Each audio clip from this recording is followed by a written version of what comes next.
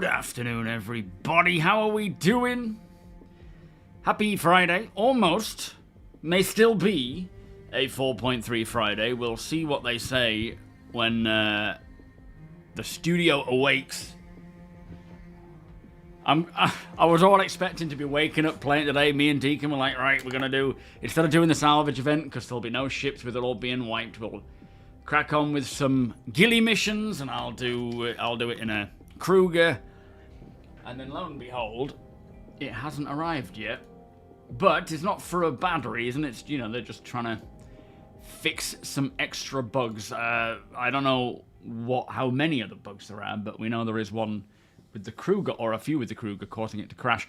The fixes should be in the PTU right now. We're going to jump on that first. And then, as I say, they were monitoring it overnight. They'll wake up this morning in the US and decide whether it is release-worthy. And if it is, we could be seeing a release by tonight.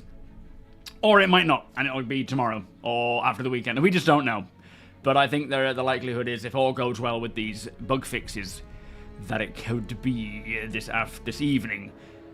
It may even be while I'm live, but I don't know. Depends on how they feel. Anyway, JJ, Frisker, Uber, Sandman, Dark, Deacon, Griff, Hoons. Scrolling down. Father of Disaster. Gene, Vidler.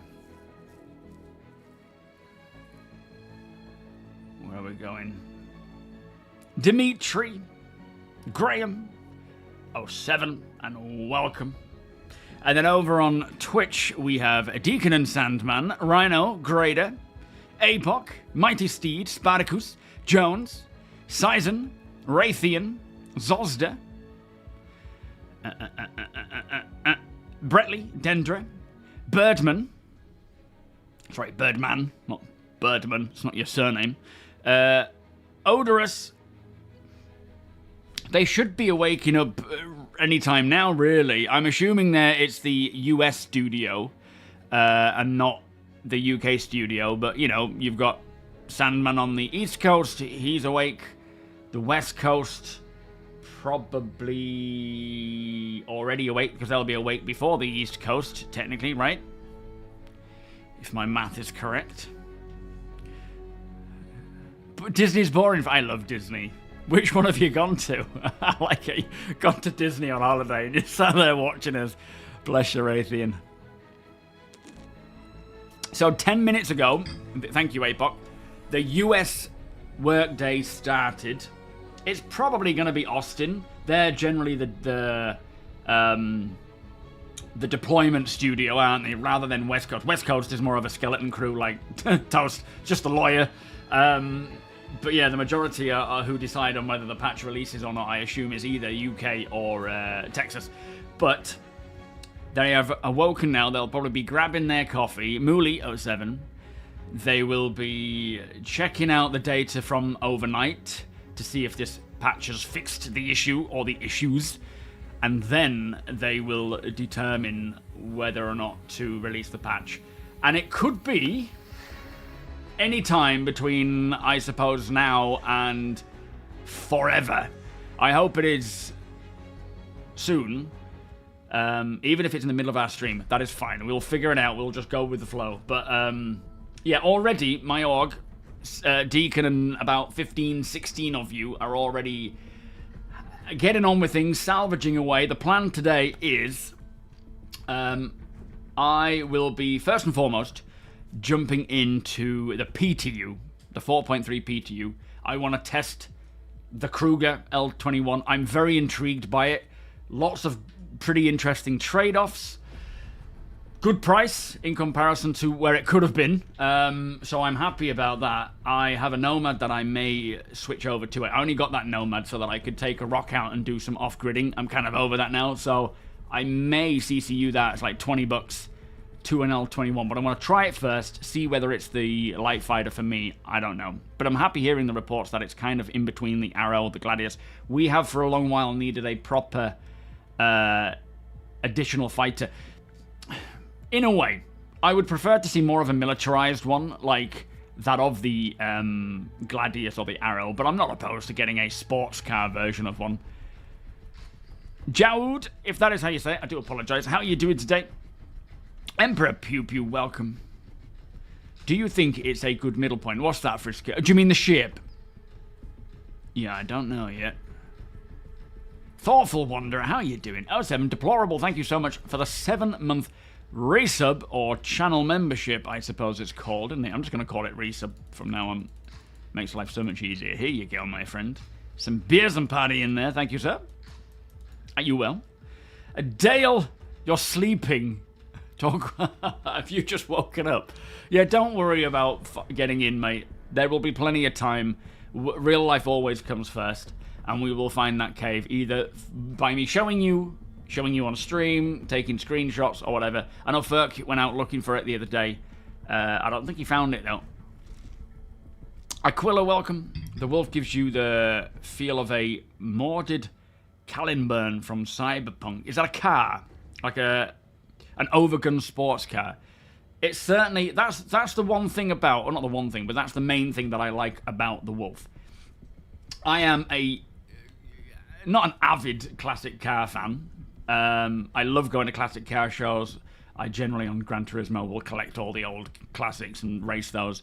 But seeing the design and the aesthetics of the Wolf, it is spot on. Apart from the fin. The fin, I don't know if it's either you love it or you hate it. I'm not a fan at all. It's a bit weird. But overall, the design is beautiful. I am excited to see how it handles. I'm hoping it's up my street. In terms of my skill set and abilities, I like things that I can be quick and maneuverable in. But am I good enough to always maintain movement to keep out of the way of shots, right? Oh, sorry, Frisky, you were talking to Hoons. Yo, Red Snare, L7, Erif, welcome. Are you well? Are you both well? You had some Wolf PvP last night, Raytheon. How did you find the ship? Handles very nicely, responsive and joyful to fly. That's a good start, isn't it?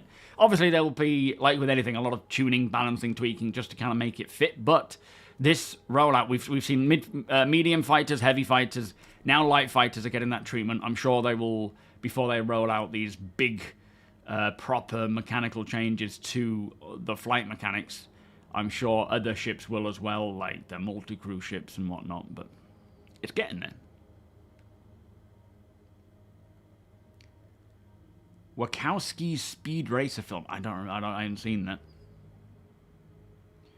Ballistics are not in a place to have bespoke ballistic fighters. Well, that's the issue, isn't it? Is they're building for the now. They're building more importantly for the future, for where things are going to end up at 1.0, and they're having to balance it in an immediate future, and then making sure that it's switchable over to the finished product. That is the double-edged sword of building a game while we're all playing it. I think it's fine as it is with what they've done.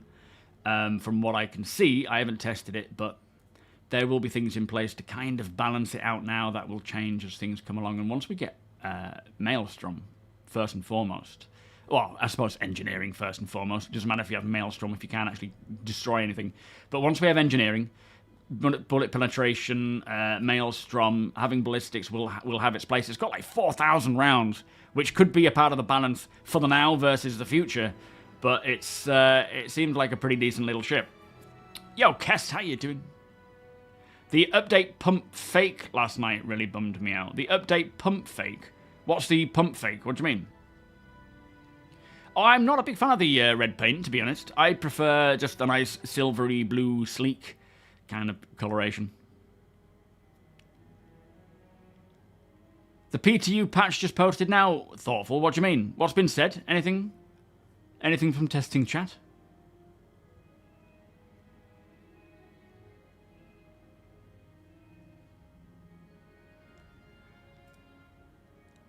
Chris, welcome. Anyway, I'm going to jump into the PTU while I'm in a bit of a daydream there. I did post that I was likely going to be 30 to an hour late because the video was a bit longer than I expected, and I was having to sort of chase my tail a little bit. But I managed to finally, literally, at about, as you can see, when I post to like Discord or Twitter or whatever, when I post video, you know, release, that is the immediate time it has gone live. I do it goes through the checks, I do the end screen and whatnot, and then I post it. And it was literally the minute before I start going live that it had finished, that I'd launched it. So I only just managed to get it done. Oh, you're downloading it. I see.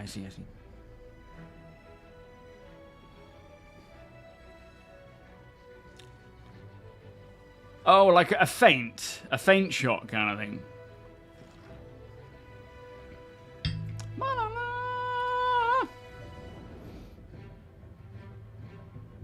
Yeah, there's a new launcher.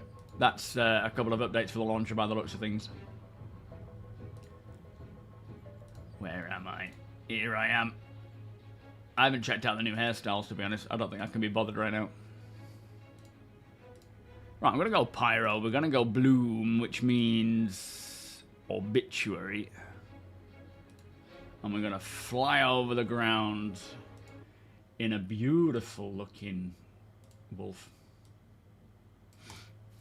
Who's bought one then? Who's bought one with the intention of keeping it? Not as an LTI token. Who's actually wanting to just keep the ship? I will have a think about it once I've tested it. And if I feel like it's a good replacement for the Nomad, which straight away it already feels like it because I don't use the Nomad. So, yeah.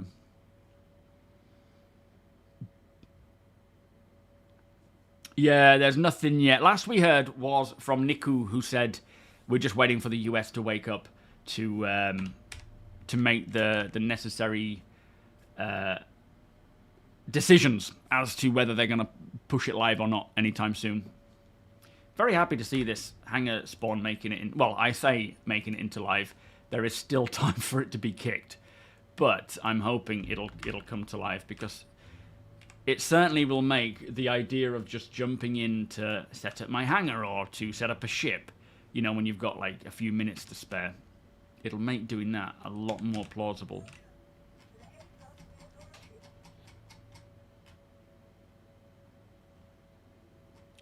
Oh, do I not have access to it in the PTU? I wonder if... Because they provide one for testing and for giveaways, but I'm assuming it's only once it goes live, so I don't... Oh, in that case. Let's... What I'll do then... because that would require a copy over, wouldn't it? Yeah. Well, I'd have to buy it first to then copy it over. Oh, I have to recopy, do I? But I don't know if I'll have access to it. Let me just try that then and see if that works. I suppose if... I haven't bought it though, so it might be a case that I don't even have access to it until it goes live. Like, that might be part of the whole testing option, but let's try it. We will see. I haven't copied my account anyway, so it might be worth doing that.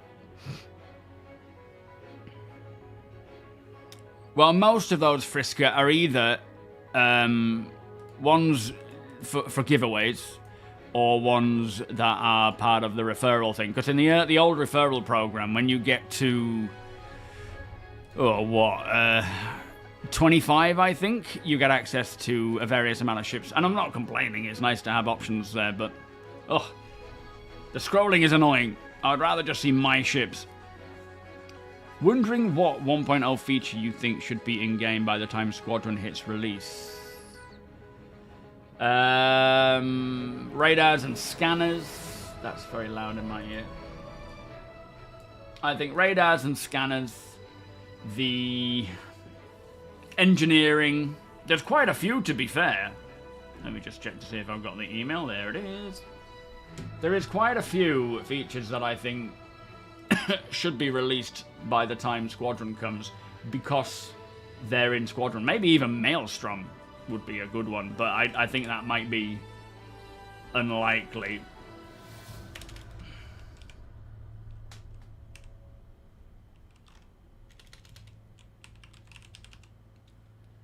What on earth? Bum, bum, bum, bum. Good old song, that one. Right, let's try this again. Volos, how you doing? Welcome. Yeah, only owners get to have it, but as a content creator, they do give you access to it. So I assume I should have it without having to wait for live, but I could be wrong. It might just be once it goes live that they grant me access to it. We'll see. Right, let's launch again. Try that again. Between the Razor and the Owl. Well, the Razor is a racing ship. I think it's more likely, from what I've heard as well, will fit between the Gladius and the Arrow.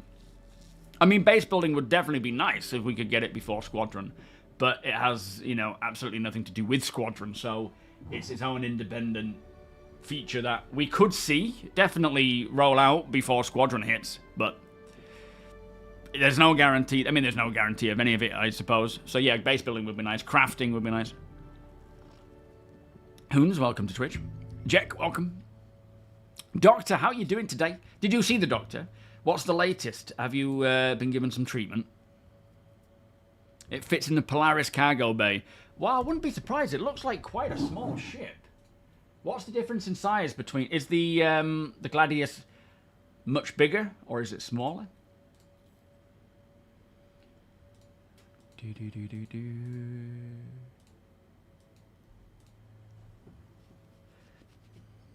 you think general consumers would be happy or disappointed in a year or so once they transition from Squadron to the PU? Do you mean like just general people who are kind of on the fence? Not on the fence, but not like your hardcore backers.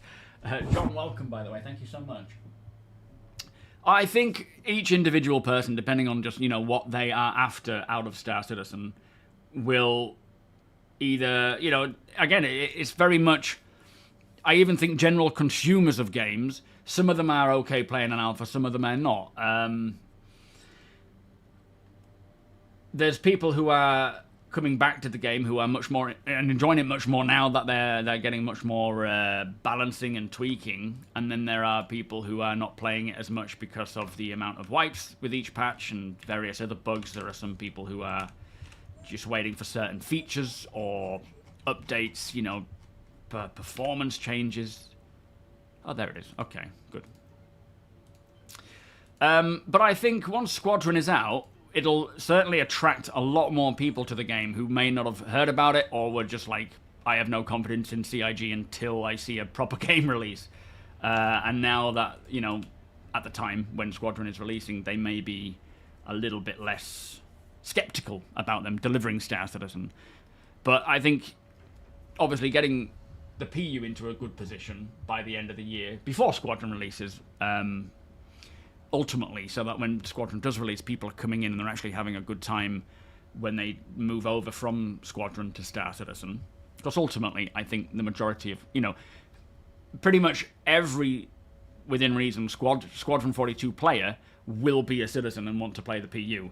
Not every citizen of the PU will want to be a Squadron player.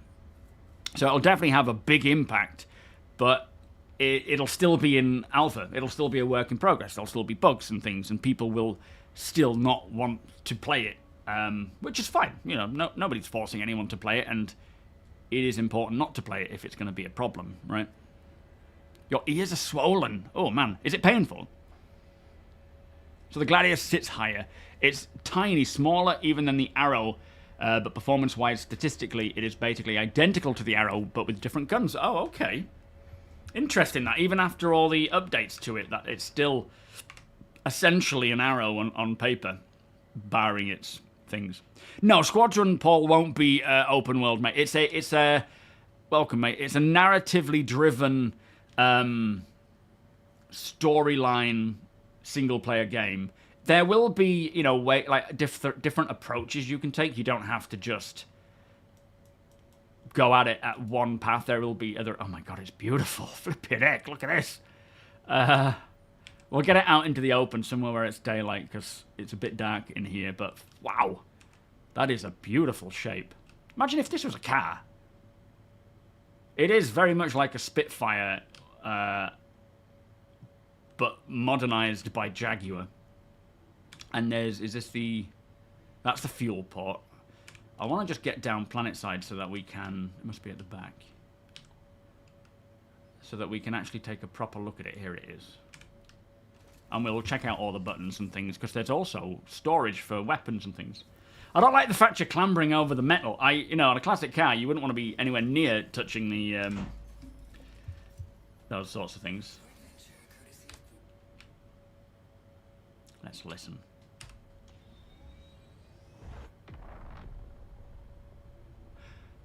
Something to note. Let's turn that off and try it inside. Something to note was in the monthly report, it did say that with a particular ship that is almost on its, you know, almost coming out, the audio, VFX, and UI team, I think, have been spending a lot more time on this particular vehicle, trying to set a new standard. And I get the feeling they were talking about this one.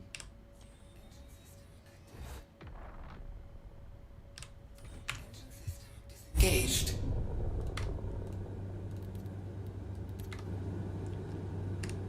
Engine system active. I love that pause with the blast. That is very nice.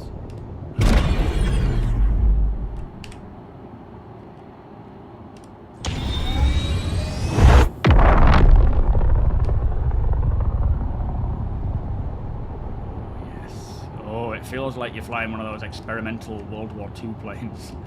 All right, let's take this out and we'll head down to Bloom. Weapons disengaged. Weapons active. Weapons disengaged. I'm pretty excited for this one. I'm going to leave the additional HUD off. Launch successful.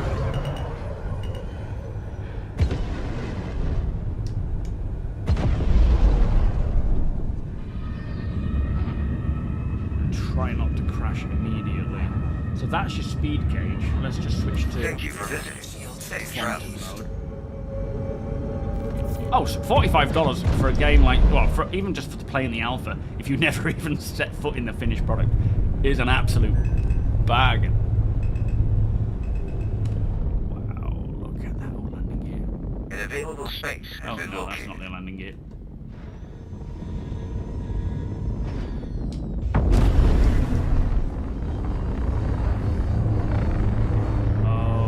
I'm already loving it.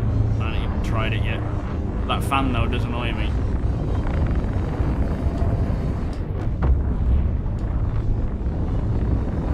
Let's do a bit of space station maneuverability.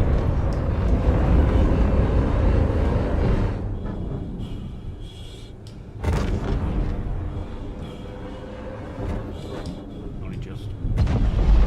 Yo, Victura, how you doing? You've played Starfield, this game feels so much more finished. It's a funny old thing.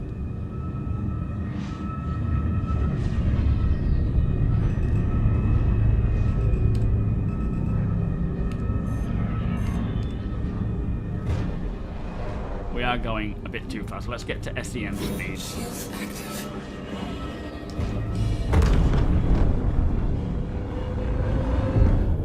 Right, what we're talking here. 500.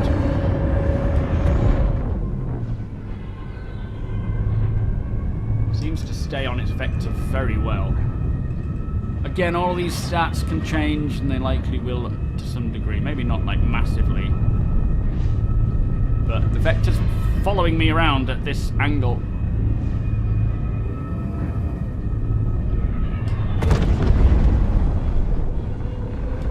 This is where I end up crashing because I'm trying to be cool. It's definitely got that... Oh boy, what's happening here? Definitely got that maneuverability to it. Where instead of it drifting or dragging over, you've got an immediate almost change. I'll take that. Take that as a win. Let's head on down. Shields disengaged. Yeah, it is. I mean, it says it's supposed to be a what do you call it? A glass cannon, but that seemed to provide to survive that one. Quantum drive engaged. Yeah, we've got X fighters, Disengaged. TIE fighters, sorry, X rings and Nabus. We got them all. Yo, Jazz, how you doing? Piss pop. How you doing? Oh yeah, the clock.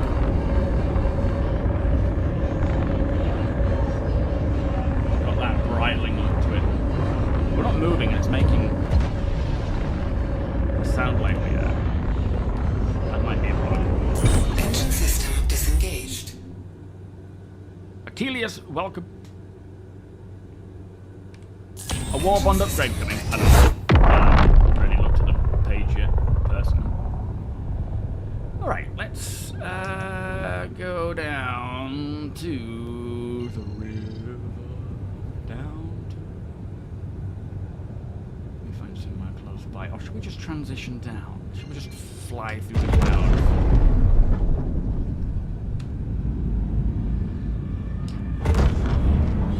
It's one of those ships that you almost knock yourself out with just accelerating. I did that, you know, the Razor does that.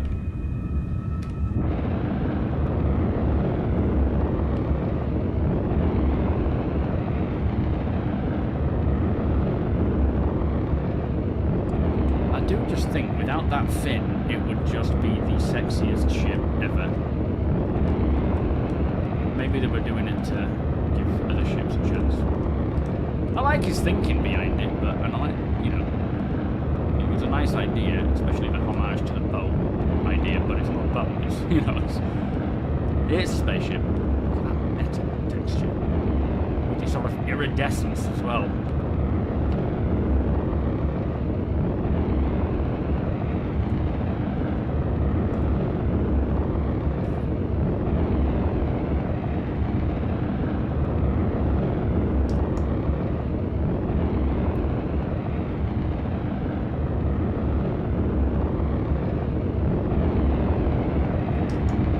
Kind of reminds me a little bit like the Flight of the Navigator when you get the right angle and it looks shiny.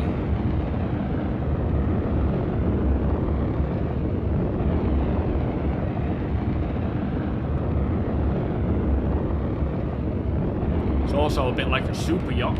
Or not a super yacht, but you know those really crazy expensive yachts.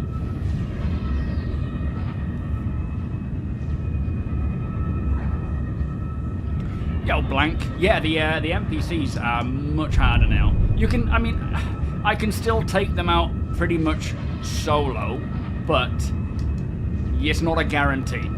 It can get to the point where things go wrong quick. So, yeah, they've definitely improved. Welcome, by the way.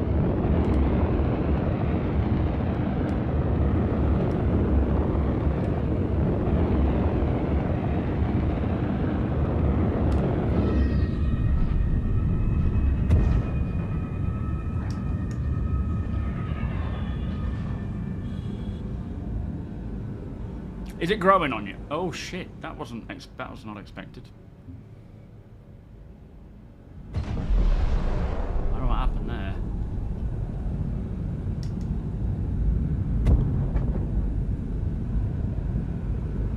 Oh, are they going to make it retractable?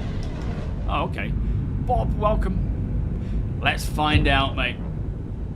I'm going to keep my eye on that vector at the highest speed I can go when I'm down by the ground. From what I can tell from the videos, which is nothing really to go by, it has pretty decent maneuverability and quite responsive when turning, but I don't know what it's like to yaw, to strafe in atmosphere. Not that you should technically be doing that in atmosphere. But it doesn't require a lot of an angle to get back on track.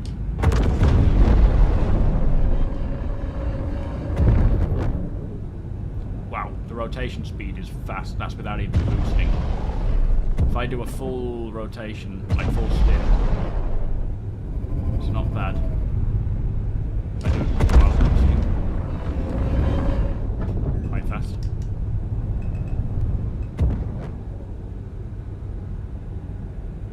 Oh, it can be toggled using VTOL, can it? Is that already the thing?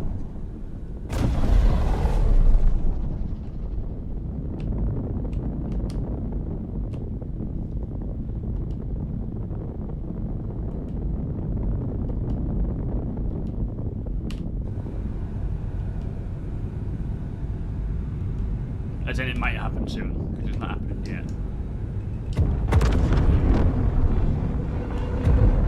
So, let's just try yawing. We'll go a full yaw. Oh, it's trying to pull me back on center, and you can see it's lifting me up as well, pointing my nose up. It seems to do that. If I do a roll look, you can see the actual point, the circle in the middle, the point where my nose is pointing. It doesn't rotate perfectly on the axis, probably because of the angle that it's, the chassis is going upwards. But, yeah, yawing all the way. You can see that I'm full yaw, and it's pulling me out into a really awkward angle there. Which, if you try and do that when we have these new flight mechanics, it'll probably stall. If I was to turn and then... That's the way to handle it. You know, being able to do it where you can sort of roll and pitch is the quickest way of doing it. That's going to be the best for handling that. IAE is usually November, I think.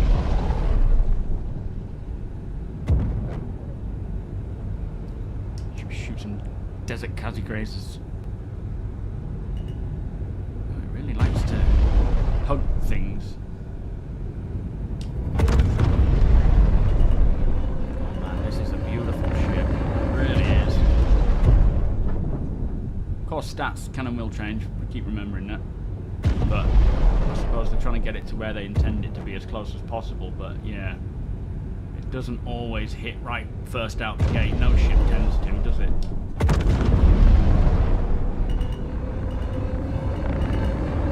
I'm very surprised I haven't crashed yet.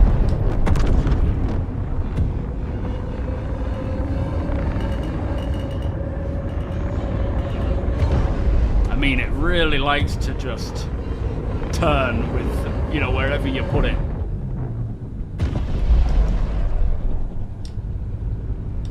think I've run out of boost.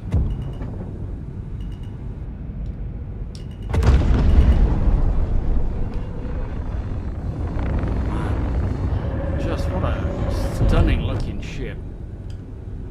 Am I sticking my head out the window there? I think I am. That's a way of getting over the whole issue with water mags. Yeah, I am liking this. Not liking the fact that my head keeps popping out there. Every now and again, there's a range of movement issue with certain cockpits. I know the Gladius. If you put your head back like that, your head sort of goes through the chair. So that needs refining. Solomon, how you doing, by the way? Cyclo, can I dip the fin in the water? All right, let me try and do that. Probably not do it at light speed, but if I can find a big enough body of water. That's annoying. I wish I wouldn't do that.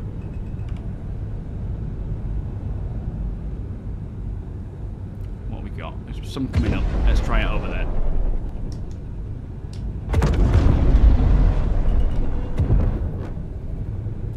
I love that kind of feeling of doing it where, like, you're in a Tom Cruise film, like the Maverick, where you hear that clank every time he likes to sort of roll. All right, let's just do it a little less like an idiot.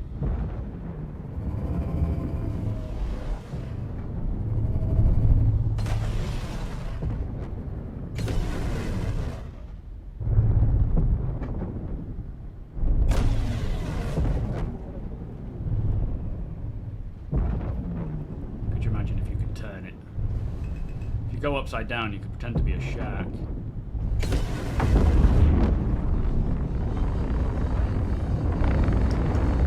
It does feel like one of those early or late 60s, 70s sort of test planes.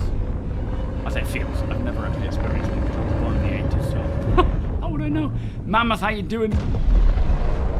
Yeah, it's to be honest, the update, that 4.3, isn't like the most extravagant of features and whatnot, but there's so many quality of life updates with it, which I'm very happy to hear. I didn't like the way Jared dropped the whole, oh shit, thingy bomb, the, what's it called? Freight elevator, like vehicle access stuff. That was, right, let's just go and do some shooting, I think. That was like shouldn't have done it. I literally, I was watching it when he was saying about the freight elevator thing, and I was like, no. Even though it said downstairs, you know, down in the little bottom corner, like, or in the middle, that it wasn't coming with the feature. When I first saw it, I thought, this is a 4.3 thing. Yeah, exactly, Bomberman. It's got that sense of atmospherics, right? You try and your ship, your aerodynamics will pull you back on point, but it won't necessarily pull you perfectly because your ship is shaped in a certain way, right? So it kind of draws you in a weird way. What have we got? Deep space hits. What's the best one to go for here for some flight combat? Is it bounty hunting, isn't it?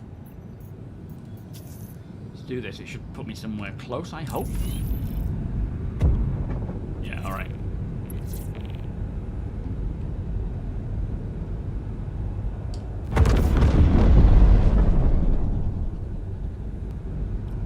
But let's give it a quick test in combat as well. Already I am thinking I may have to pick this ship up. I think $20 to upgrade my Nomad is a bit of a no-brainer. See about using it as my main one as well. You got baited by that as well, did you, Bob? Cheeky, cheeky. Flood. Yeah, Aston Martin, exactly. That kind of classic car. 100%. Jaxie, good morning. Tiberius, welcome. Swordfish from Cowboy I don't know, I haven't seen that. What time is it? What do you mean? $15 store credit. Nice. Cried a little bit inside. It'll... When the day comes for... Are we even moving here? When the day comes for the Herald, it'll come back. What's going on with my... speed? Come on now. There we are.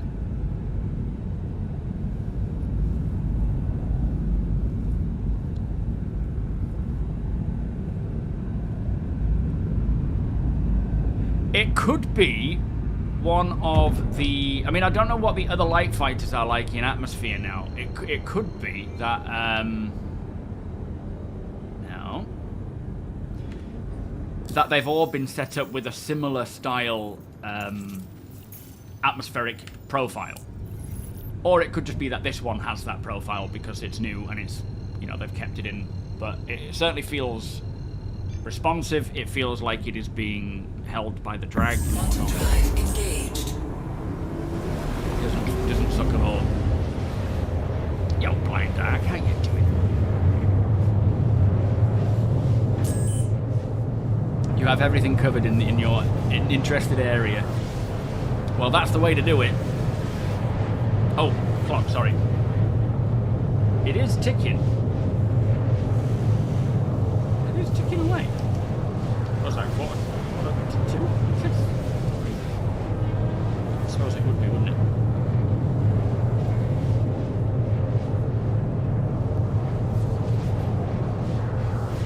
Yeah, I'm not really too fussed about the meta right now. It's kind of where it is as good as it can get with what we have now, and I'm sure there will be changes and updates, but Quantum drive it definitely feels fun to drive, and that's half of that. Alright, let's get a bit closer, maybe not that fast. And we'll see how we get on, because at the end of the day, one of the trade-offs is it's a glass cannon, essentially. Whether that's working right now, because I did smack into a space station and nothing happened. And I went underwater and nothing happened, so... Shields active. Too fast. Weapons active. Slow ramp-up speed. Contact Not too confirmed. slow, though.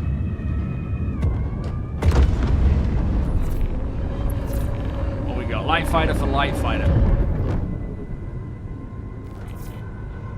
assuming we'll get pips when we get a bit closer.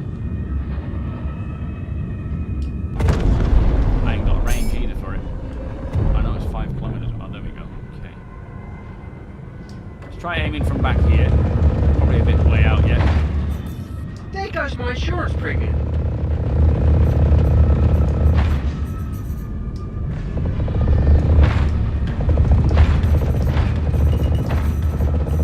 It is very much like, will you get on with having these kinds of weapons? Son of a bitch! Target destroyed. Not bad, but that was only the first thing.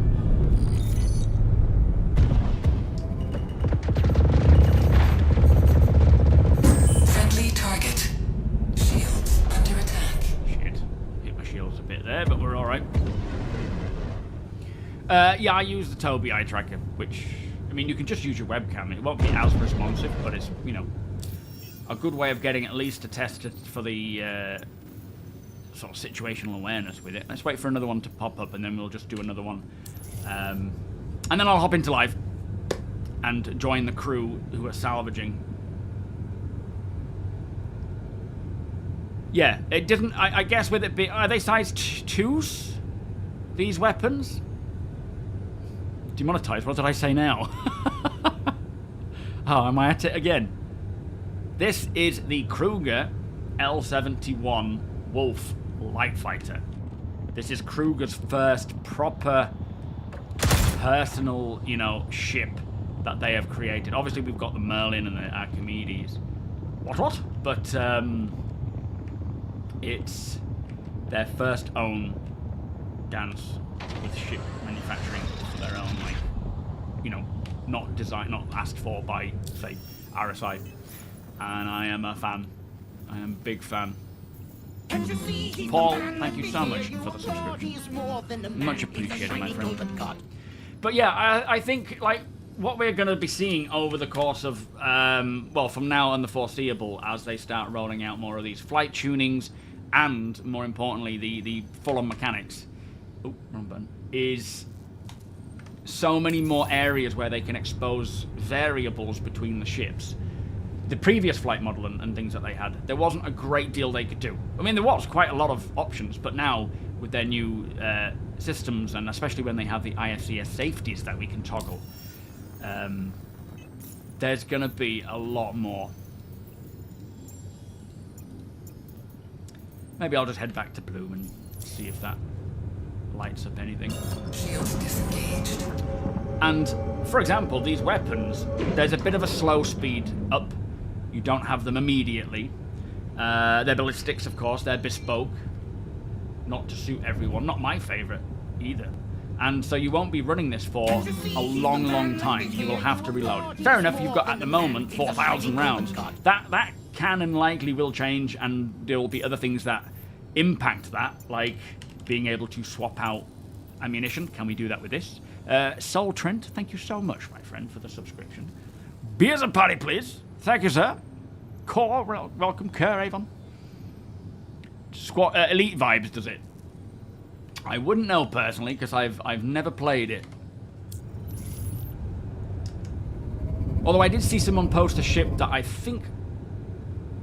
Oh, that's the enemy ship. That I think was an elite ship that looked similar.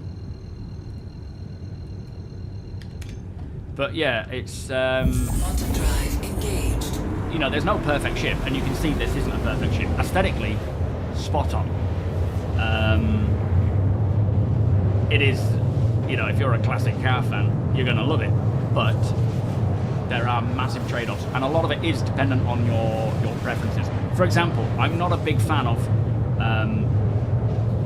Gatlins, because I prefer to have something that is immediate, that I can, you know, get on target quick. This is more like shoot, waste a bit of ammo, and then get on target. But that's not to say I can't practice and get better. It is very sexy, Blind. Oh, actually, we need to check all the little buttons. So let me land it and take a look around it, because I ain't done that yet. I don't know, the red just... I want the red one. I remember once we used to have, or my mum used to have, this black Ford Fiesta. It was one of the old Fiestas as well. And let's fly down again, like. And we needed to go into the garage, so she took it to the garage. And when we went to go and pick it up, she got to the garage, and you know, the guy was like, which is your car? And I swear to God, she said the black one. And we were like, oh, it's the Fiesta. It's the Fiesta, mate. I mean, we were kids. Quantum drive No. engaged. Yo, Professor. Oh, sir.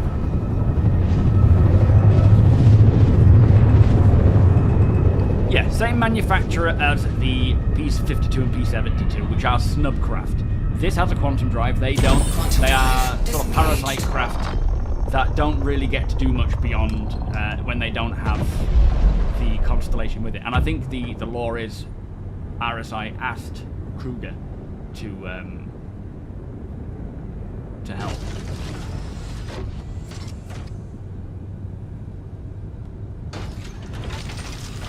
I thought that would be a door to components. Unless an intern trips over the USB cables. Yeah, well, are we moving? We're not moving. Apologies. They are intending to roll it out today at some point, provided the fixes, I think, to this chip stop it from crashing the game. So we'll see. Yo, Skeltar, welcome. Yeah, every time someone says bespoke, you had to stop. There's some good drinking games with Star Citizen, there surely is. Shields active.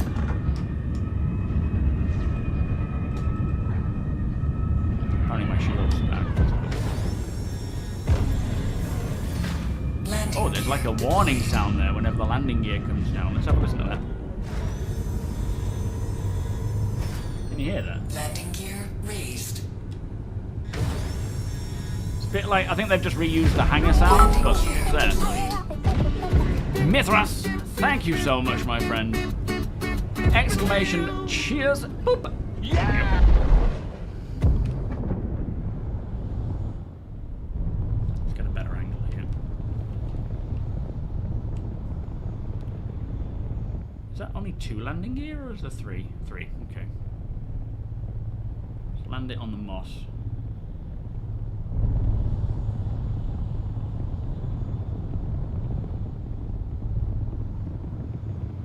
I love the way the nose points up when it's landed. Engaged. Oh, I'm never gonna get over that. Disengaged. It is a beautiful sound. Alright, let's get out and see what we can see around the outside. Yeah, I honestly think this might be the ship they were saying that the audio team are trying new things with. We'll just appreciate the view for a second. On both angles. Flipping heck. To think they're not even finished yet with graphics and, you know, lighting, biomes. Alright, let's start by looking on top. Quite concerned how to actually get into the ship. You've got to run over the top. I would never dream of doing that if I owned anything like a classic car, but it is what it is. That's a fuel port for in-flight refueling. This needs to be made into a racing variant as well. Oh. Alright, so this must be the side where you get the weapons and things. The exposed engines.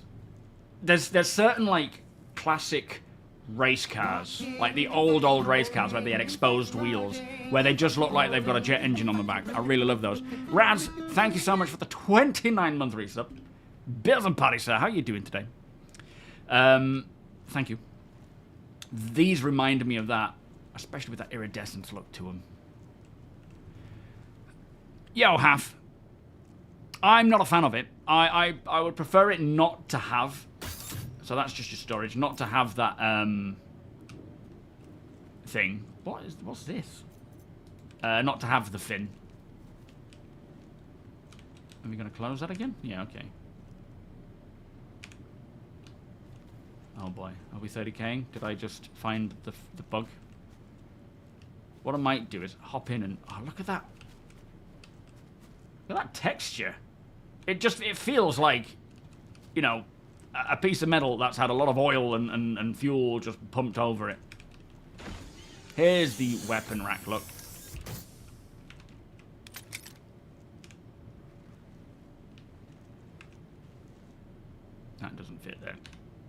I have nothing else to put there. But you can put a main weapon here, a tool here, maybe another handgun. I don't know.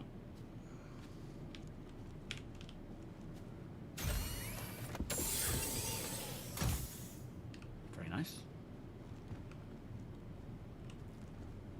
What I might do is just try and open all the everything and just see where the components may be lying. Yo, Fatius. I think a Alright, there we go. I honestly think that a racing variant of this would just be spectacular. Your girlfriend's commented on my good looks. She likes how he does his beard. Something like, thank you very much. Well, thank you very much, Sandman. It does not have accessible component bays right now. Okay, fair enough. That's a shame. There's a fuel port. I'm assuming though, you can kind of see where they may be. Like you've got a port here, you've got a bit down here as well, and then on the top, you can see that big one that I figured would be where maybe the shield goes. So you can kind of see where they're likely going to fit. Oh, flipping heck, stick my head in an engine. There we go. Manual release for something there. That might not be one. But yeah, let's... we'll try and do one more fight, and then we'll jump into the PU and see how we get on. Low risk. Single seat craft, minimal support. Let's try this. And then, yeah, we'll try it one more oh my good God. I just...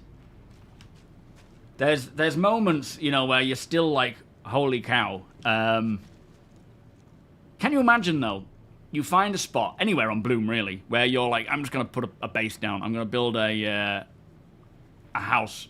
And then as you're doing that, you're providing the resources. You're watching the drones go about doing what they're doing. You might be doing other things while it's happening. A storm rolls in, rolls out. You know, it's just...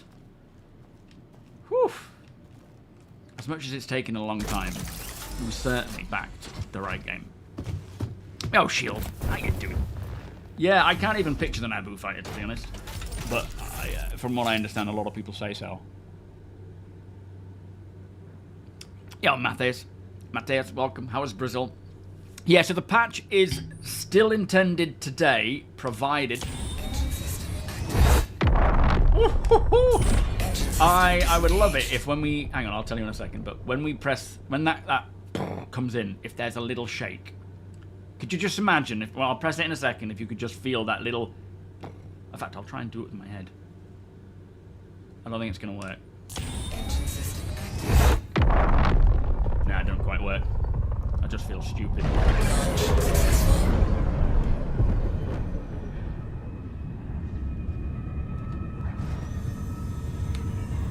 Shields disengaged. Landing gear raised.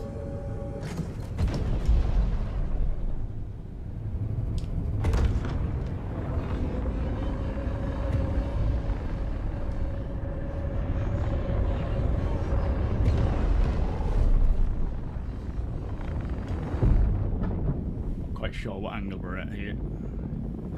I do love the details though that they do for these ships. It's like when someone goes to touch it after you've been using it and they just burn their hand on it. That'd be so funny. Alright, let's get cracking. Let's get one of these missions done again, just to sort of see how these weapons perform, which, from what I can tell, so far so good, but, you know, we're talking NPCs or PvE. But yeah, so the US, the Texas team will probably wake up and analyze the data from the night before, overnight, you know, with the fixes that they rolled out, the hot fix that they rolled out. And if all is well, they will look to release it to live today. But there is still that chance that if those fixes don't stick, then they may hold on to him until they get it fixed. Swamp Wizard, how you doing? No Man's Sky Starship vibes. Yeah, I can see that, actually. quantum fuel. Jay and Clay, welcome. 5%. Is it, yeah, that titanium where, when it gets all sort of heated up and, oh man, beautiful. It does skelter. You can see the inspiration for this ship, and they've done a great job with it. Thank you, Ralph. Right, they're physical, but just no access yet. Enter ship in third person. Sorry, Brian, I missed that one. We'll try that in a sec.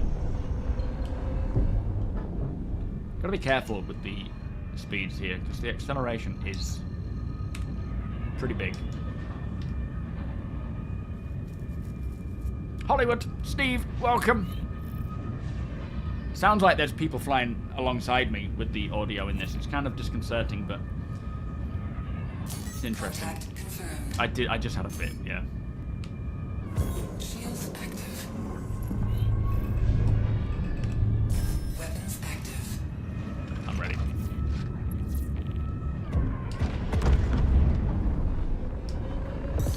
Got something for you.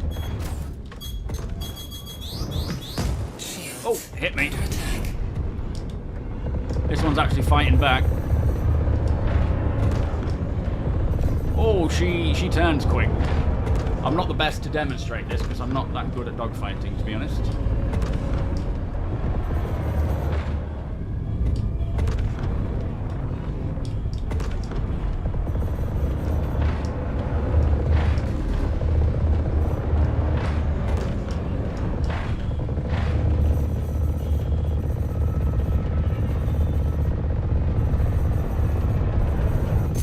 It's pretty nice to know that you can just hold the trigger down and it'll just keep firing. What are we at rounds-wise?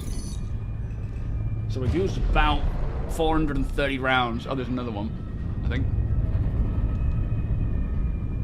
No, that's the guy I just killed, wasn't it?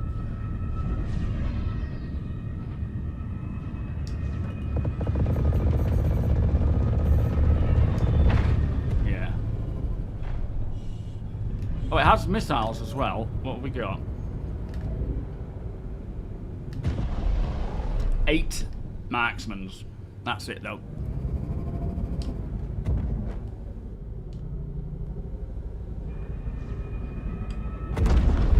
Target lock. See if we can race it. No, we can't race it. Okay, that's good. So, yeah. Overall, right now, I am very much enjoying this, this ship. It hits the mark in many ways. There's trade-offs to it that I think are important depending on each person's choice. I will probably pick one up and use it as my go-to light fighter. Like, one thing we're going to do when 4.3 goes live is get everyone into the Revenant, our Idris, and have some combat ships and then go off and you know, do the ghillie missions together. I will bring this. I don't have a light fighter.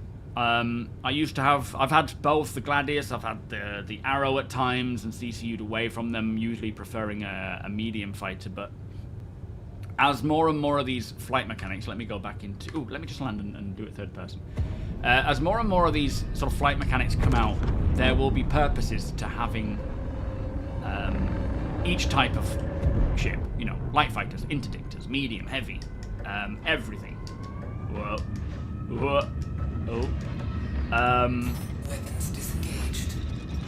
And depending on the situation that you may be facing will determine whether it's a good call or not. There is obviously downsides to having bespoke or set weapons that you can't swap out, but there are also positives there. You don't have to think about it. You just, you know, rearm and then off you go. 4,000 is a decent amount. That'll last a while. It doesn't have the biggest DPS at the moment. I don't expect it to either. Do these have landing pads? But it's certainly got its own strengths. It'll be very interesting to see how it does handle when we, you know, when I'm actually shot at properly by real players. Can I outmaneuver them and keep outmaneuvering them without getting, you know, too damaged? Because it isn't going to be able to take a lot. So it'll be interesting to see how that happens. I don't think there are landing pads around here.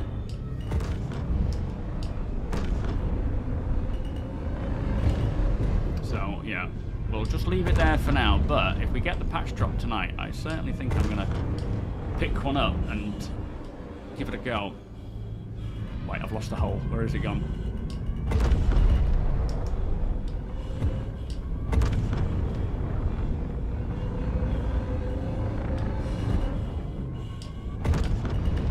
Gotta see how long I can last till I destroy myself.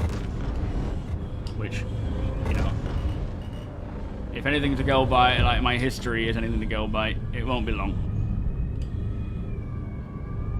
But yeah, for this ship, you want to be managing the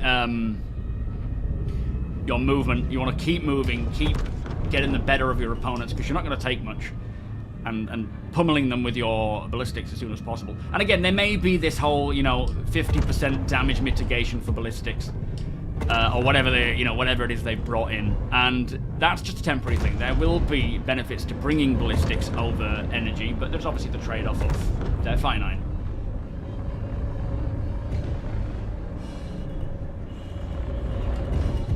So when you're doing that and then you try to make a maneuver and you run out of fuel or boost. I mean, she handles so well though. It's kind of like, I suppose, the only thing I can think of, if you've played Gran Turismo, the difference of going from like comfort tires or even sports tires to racing tires, and how that ability to really stay on point changes. Oh no, here we go. Alright, there we go. What was going to happen sooner or later? So yeah, a big fan of that ship. I think they've done an incredible job, but there's probably more to come with it. Gillanth, how you doing? Tomato King, welcome. 07. Alright, let's get in with the York. Man, I am sweating like crazy here. It's another hot day. Sorry, I kind of got lost in the ship there. I just... I was doing alright. I was not quite paying attention to what you guys were saying. No, Dub, I'm not a fan of the fin. It might grow on me. It's not like... I don't think it is... Well, I partially think it ruins it, but then at the same time, I love the reasoning behind it. Like, I like why they did it, but I don't like how it turned out, if that makes sense. I should get that looked at. There's a fin growing on me. Yeah. Don't ballistics pierce so they have a height? Yes, technically. I don't know if that's in at the moment, but that's my point. Right now, there's probably more hindrances to running ballistics than there are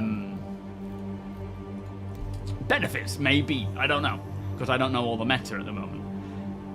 But when we have engineering, when we have maelstrom, bullet penetration, ballistics are going to have an important part to play.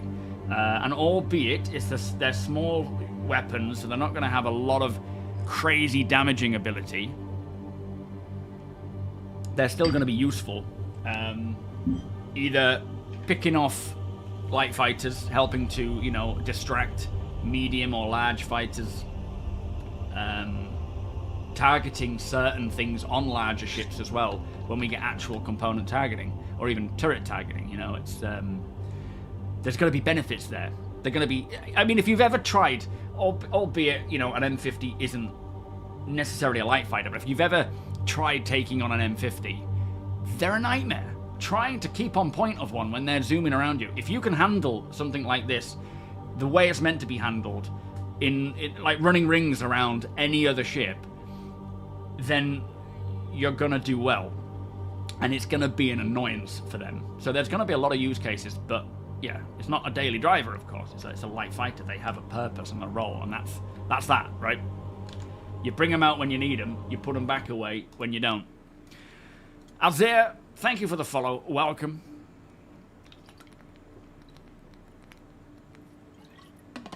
So they have a minus 50% damage modifier against most ships.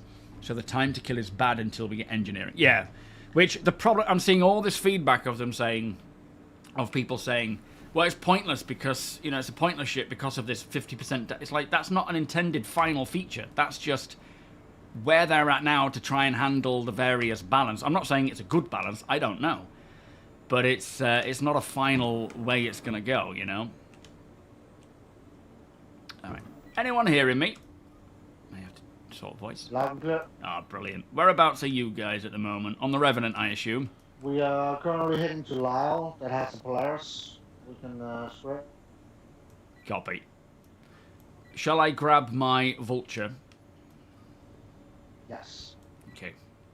I'm on it. I'll catch up with you soon. No, those aren't internal bases, Dub. They're just exterior asteroid bases. They may get interiors.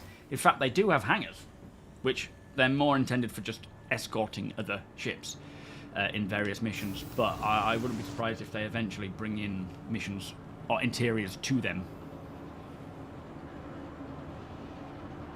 Elon, welcome. A place I can actually land a starship without the FAA calling me. What's that? Oh, look at this. It's a bit rainy.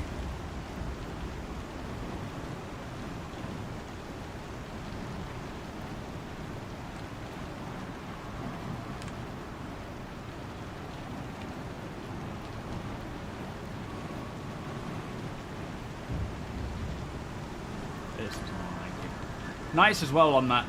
The inside Star Citizen was a pretty decent one. Firstly, addressing the whole freight elevator issue, but also talking about various things that, like with weather, for example. I'm happy to hear that they are, for the foreseeable, for the patch after patch, going to be updating weather. It's not just here's snow, here's rain, we're done for now. It is going to be continued on with.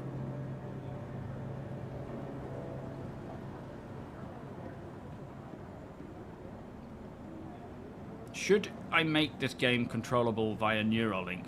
I don't know. Yeah, if you want to. I have no use for that, but why not? It should be able to.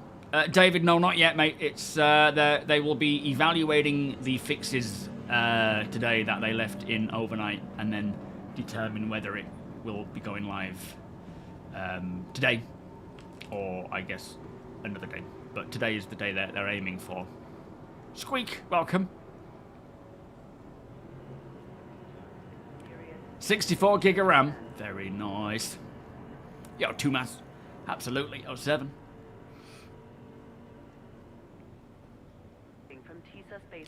Yeah, I hope they find a different approach. I don't know, whether the 50% damage or the minus 50% is a good thing or a bad thing, because I don't pay attention to that stuff at the moment.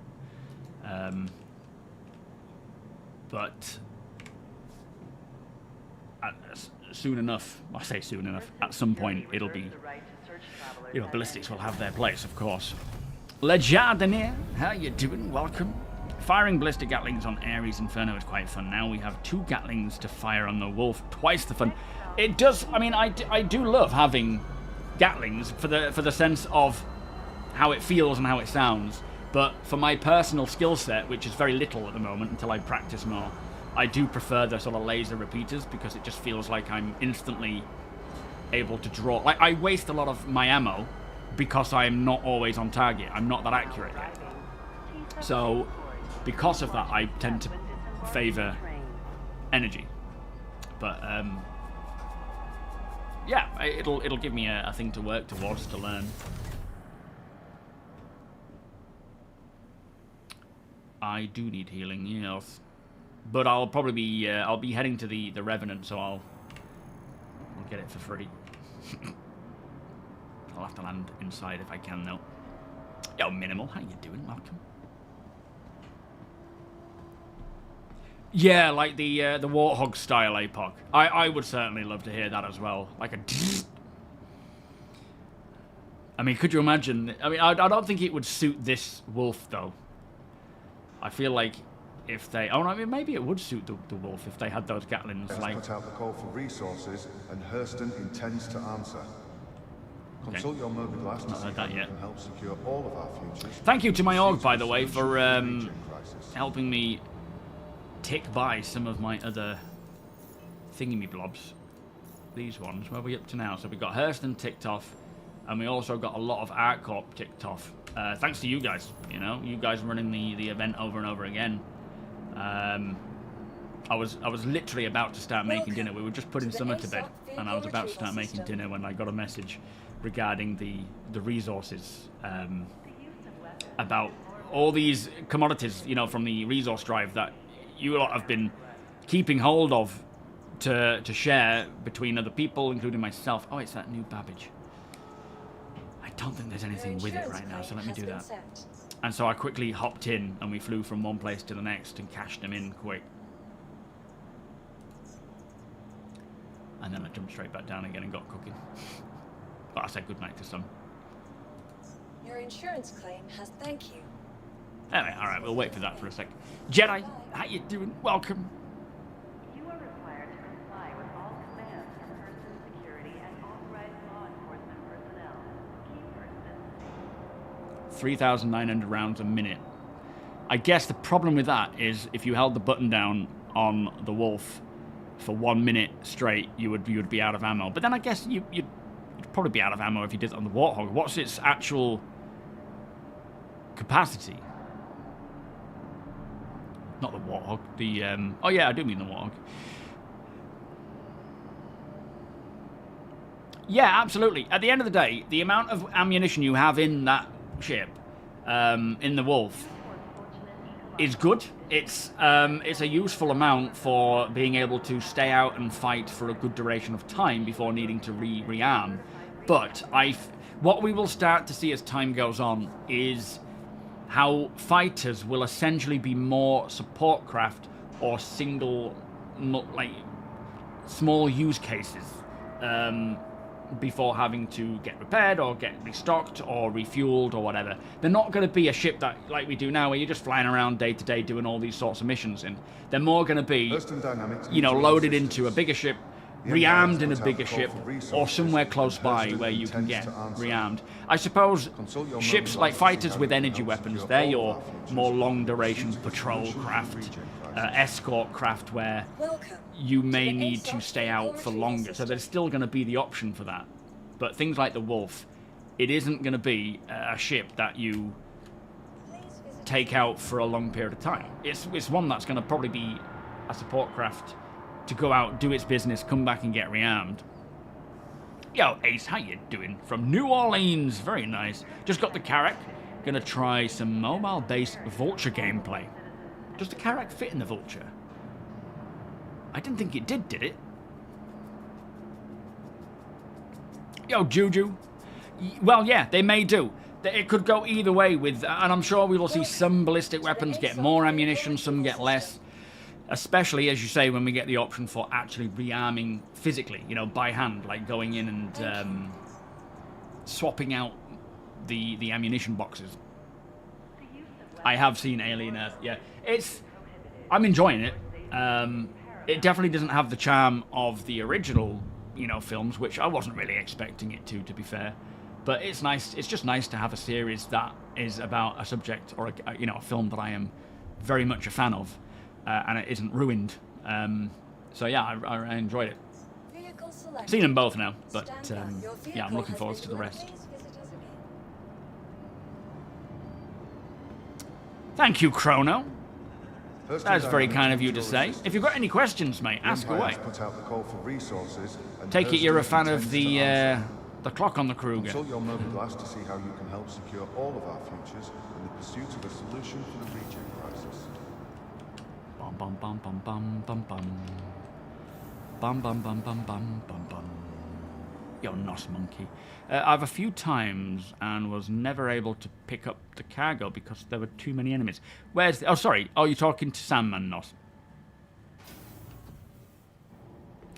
Enjoyed it for the most part, but I think... and I think it's good so far. Not great, but I think it could get better as time goes on. Yeah, I think for me, although, you know, with a name like Alien Earth, I'm not expecting it. I was kind of hoping we'd see more spaceship action rather than planet-side action. But, yeah, it makes sense with the namesake. But the opening scene was kind of a nice homage to the original. Patch drop coming if you have upgraded components. Yeah, that's the other thing. If you've got upgraded components in your ship, now is the time to kind of take them out, put them into storage. It is the best case to stopping them from getting wiped. They may still get wiped, but that is the best way to stop it from happening. Now, let me just see if my UI is still playing up. Can you talk to CIG and see if they can change the bottom tail of the wolf? Apparently, it's you're going to be able to retract it. From what we've been told, you'll be able to retract it. Bear Normal, welcome. Do you agree that if the rewards were an exclusive to an event and the event isn't playable, then the rewards should be handed out? No. I think if they have the option to actually fix the event and extend it for a longer period of time so that people have the opportunity to get in and get it, then that is better than just sending them out for, you know, to everybody. I think they've made the right choice. If they couldn't, then that would be a different matter. I wouldn't say I would expect them to give it out to everybody. The UI is still doing that thing, look. Or maybe it's not. Hang on. I think they fixed the UI. So yeah, I think the better case is don't just hand it out to everyone because they didn't get to do it in the first case. Extend it, fix it, and then allow people to come in and earn it in 4.3. I think that's the right way of doing it.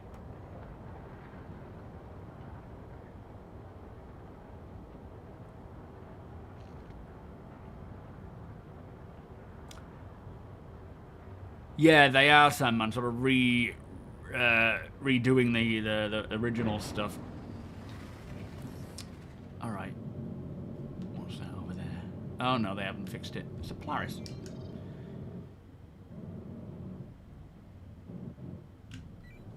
Whereabouts are you guys at the moment? System-wise or location-wise? Head to Lyle.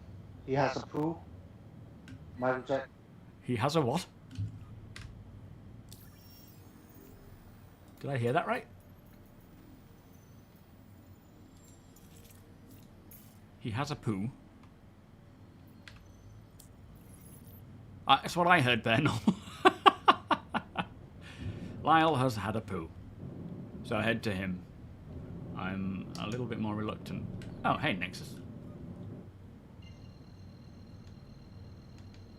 Why can't I target Nexus? Oh, because he's out of range.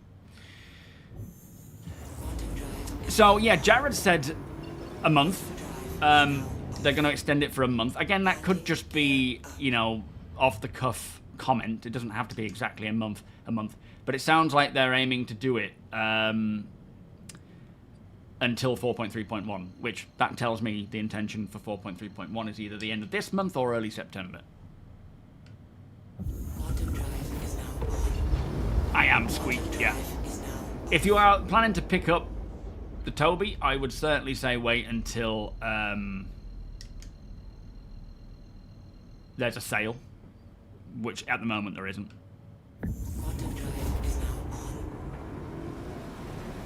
Yo, Just Pray, how you doing? Yeah, exactly. If they couldn't get it fixed at all, then, you know, they could readdress the idea of, you know, gifting maybe even tier 1 or whatever to some people, or redoing it later, because those assets will still want to be distributed. But I think if there's a chance to make it work and work as intended, which hopefully 4.3 can do that, then absolutely let people grind for them rather than just handing them out. Because of course that also, as much as for some people they may not have even gotten past the first mission, a lot of people have spent a lot of time grinding for it to unlock them, and it would feel a bit unfair to them, but at the same time that hasn't happened, so hopefully it doesn't need to.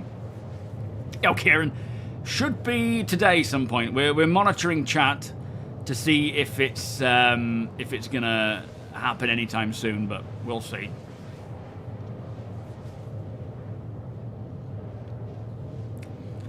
Yeah, the FOIP head tracking thing isn't the best, but who was it here? There was someone who found a way to mount their TOBII to their laptop, or maybe a stand. You can get stands, but I don't think it would work with a laptop because the laptop top screen would probably be too big. Maybe just put some books behind it.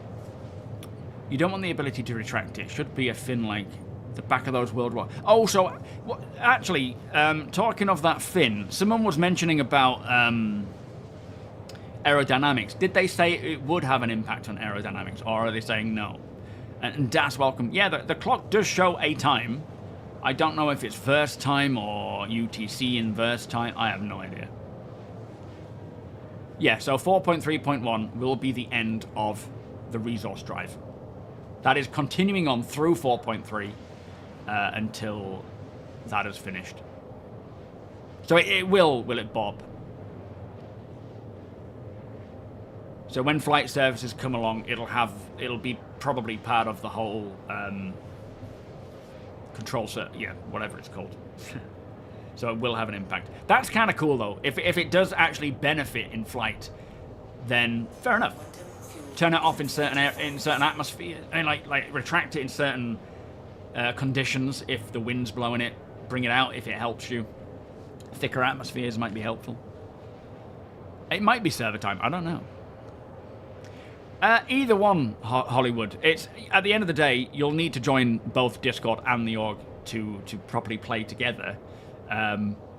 So whatever order's first up, just close your eyes, hit a button, and see what happens. You're returning after 10 years away, and returned for the event. Oh, sugar. I'm sorry, Prey. You couldn't have timed it better, could you? I'm going to take a break. I'm going to come... Oh, that event sounds good. Let me... No. That's classic. What's your thoughts, then, from 10 years ago? Because, obviously, 10 years ago, we didn't even have a playable game. There was nothing playable.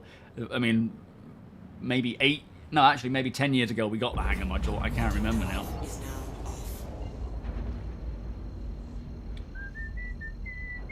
Yo, Sonny, how you doing?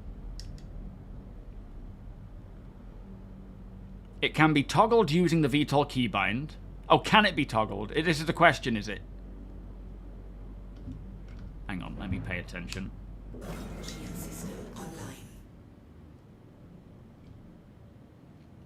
Before I go crashing into everybody.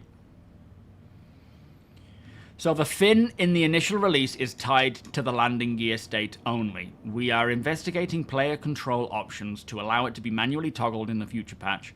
It currently does not dynamically impact aerodynamics handling, though when the control surfaces feature does hit the PU, you can expect it to have an impact in atmosphere, your ability. Excellent, thank you, Rhino. Inconceivable, how you doing? You like it? I mean, that's the intention, wasn't it? It was supposed to be reminiscent of a boat. I personally don't, but that's not to say I won't appreciate it.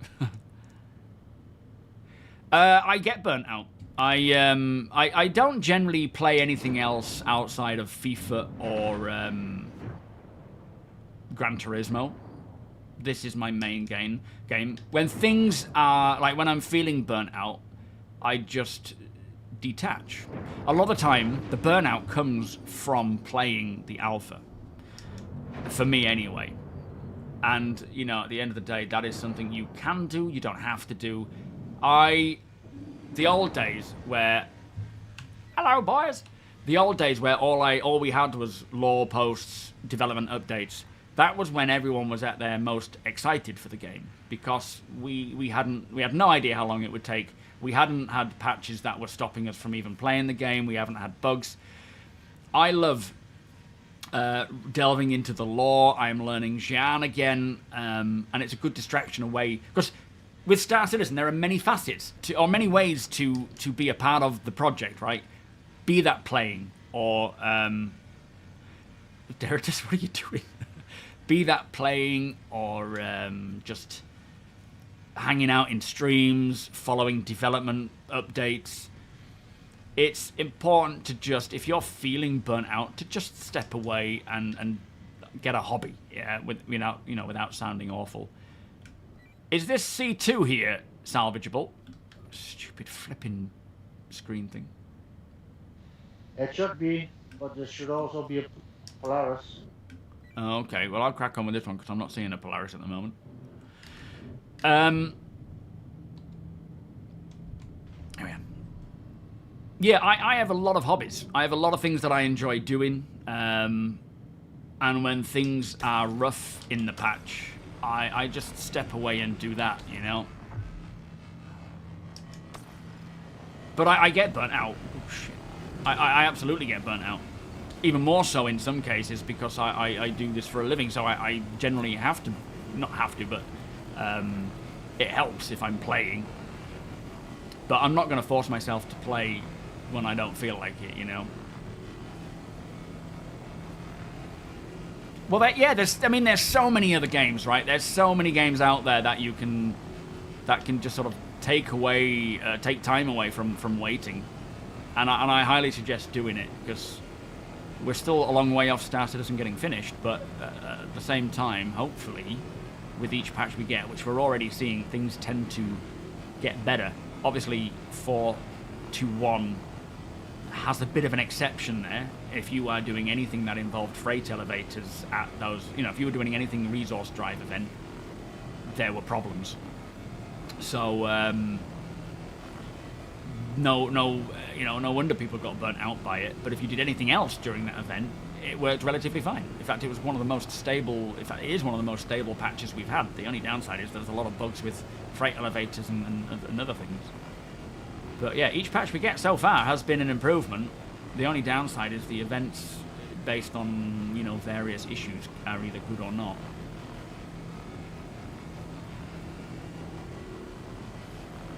A lot of it is just certain things you can do better or worse depending on the patch. For example, with the release cadence being nearly every month, doing the off-grid stuff isn't as enjoyable now because things get reset. The medic beacons don't work, so medics aren't going to have as much fun, but salvaging is great, mining is good, hauling seems to be alright, although freight elevators has a big impact on that, so it's avoid hauling for the time being. Yeah, it's obviously, if you know, backed 10 years ago and have just come back again, you haven't had to go through all of that up and down. But to be honest, I'm happy with the way that I have continued on. It's not like I regret anything. It's just there has been a lot of tough times. Right now, we're on a bit of a downturn in terms of popularity. You know, the money and the viewership has dropped significantly since 4.2.1 came along. But that's just part and parcel of it. I feel sorry for the new content creators, especially if they're, you know, not, you know, first year of doing this. They come in and then, because throughout the year, and it depends on what the patch is like. There's no like set pattern to how good the year is. Fair enough, around CitizenCon it generally picks up. Christmas can pick up. School holidays it tends to drop naturally because less people are actually able to watch videos regularly or take part in streams. But depending on the sentiment of Star Citizen, depending on whether people are enjoying it or not, or wanting to consume information or not, that determines how good or bad my month is. And right now it's definitely on a big downturn, but it'll pick up again. It does this all the time. So yeah, if you are new to content creation with Star Citizen, or you're doing well, but it suddenly seems to have dropped off, it won't be you. It is just the way it goes. Yo, Vanduul, welcome. How you doing? I mean, 10 years ago, did we actually... What were we playing 10 years ago? Did we have... Was it just Port Olisar? It was, I think, from what I remember, it wasn't 10 years ago... I say remember, I don't remember at all. But wasn't 10 years ago just the hangar module? Sure thing, Griff. You too, my friend. Yeah, fingers crossed.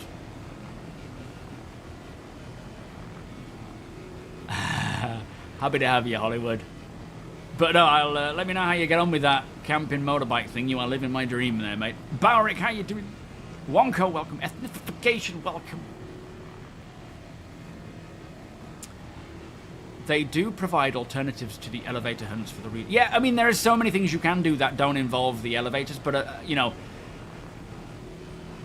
there were issues with personal elevators which make problems. The biggest issue was just the first mission and the local, or the sort of outpost elevators. And as we were saying, it's probably to do with the amount of footfall. That's the likeliest problem. But as always, as I said in the video today, it is better to have this stuff revealed now than when it's 1.0. We don't want these things, I mean, they may still happen at 1.0, but we don't want this kind of stuff happening when the game is, you know, ready to release. We want it happening now so that they can see these issues, They get highlighted. They can make proper fixes and so on. Oh, could we get Sunny 416 invited in, please, Deacon? Unless it's you, APOC. Are you handling the party, APOC? Are you even playing right now? Interitus Proton, welcome. Looking at Sully Gnome Star Citizen viewership is actually up 3% from the last 30 days. Well, there you go. I think it's one of those things where if you are new and upcoming, I guess you're going to see growth consistently because there is a whole fresh audience there. But for the ones who have been around for a while, like myself, it tends to drop off. But it'll pick up again. Alpha 2.0. Oh, fair enough. Thank you. Donkey Kong. So 2013 was the hangar module. Ah, fair enough.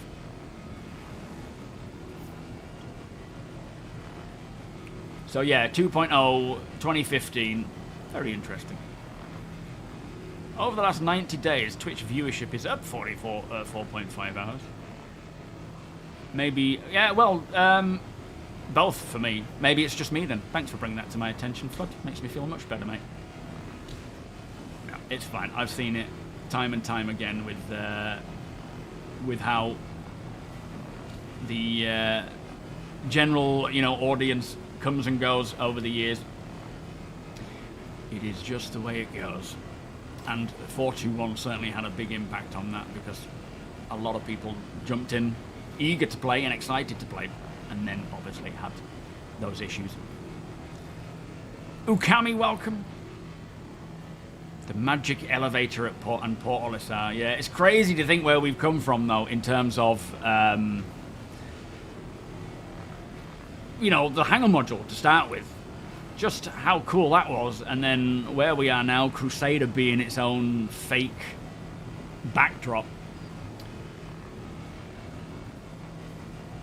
Oh, bless you, Half. Thank you so much, my friend. Appreciate you using the code there. Are you doing iRacing now? Well, I'm sure when the racing scene really expands in Star Citizen, there's there's a lot of room there for doing content on that. And if you're an iRacer, you will probably really enjoy the racing side of things. I think once we get atmospherics, proper flight models. The downside of the racing scene in Star Citizen is you are a slave to what current flight model we have. And with so many changes coming in, it's, especially with atmospherics, I am very excited to see proper ship racing or pod racing, ground vehicle racing once we get those updated as well. They're nowhere near ready yet. But yeah, the racing scene is going to be pretty epic in Star Citizen.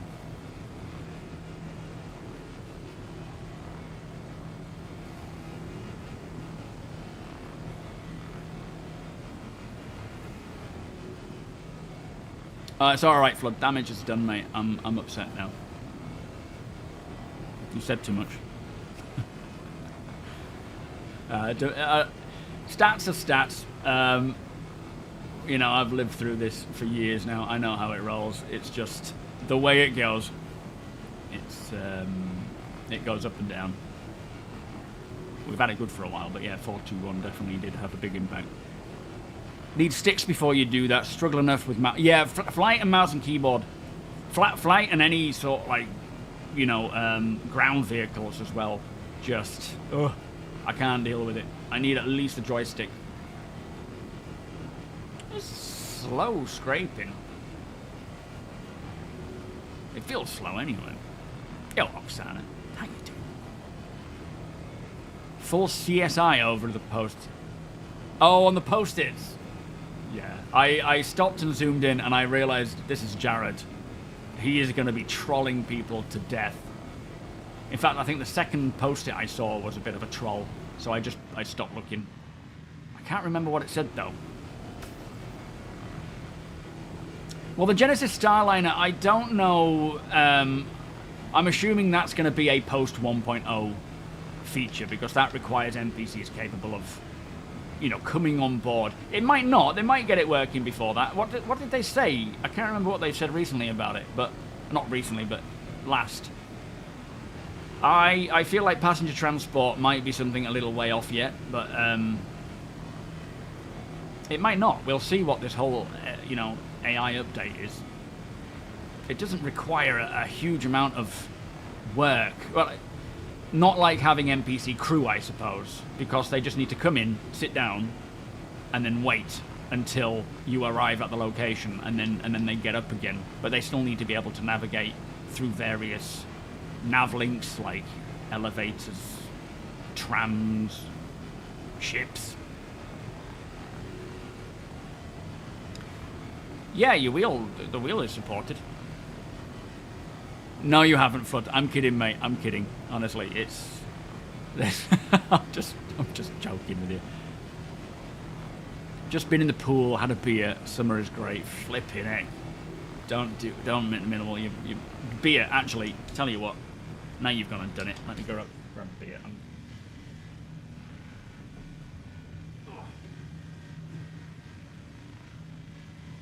We'll start the 4.3 release celebratory beers early, because it's obviously going to happen. Yeah, did they say passenger transport was post? Okay, I wasn't imagining it then. Oh. He is the master of trolling, yeah. Not even in text. The way that he was like that ground vehicle coming out of, you know, that tonk coming out of the freight elevator. I literally shat a brick, if that is even possible. Contact. Everyone all right? What's happened? We've got NPCs, guys. Shit, we need protection. Security on the way. All right.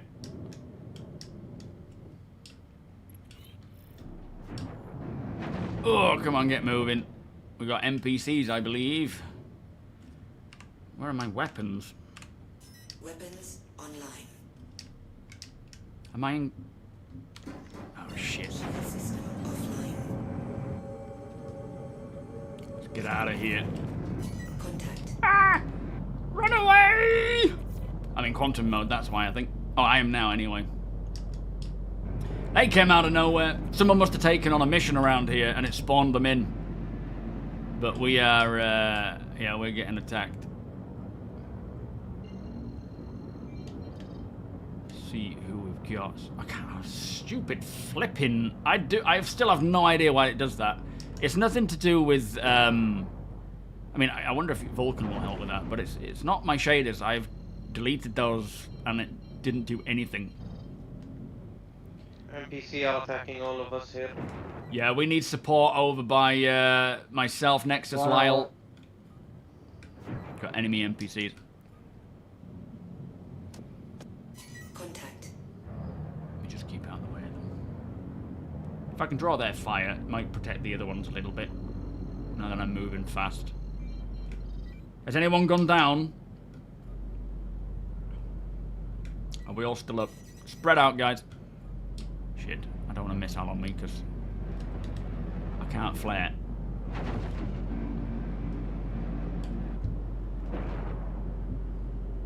Your mouse works. My cannon, 15 years. Oh shit. Oh no. Can I outrun it?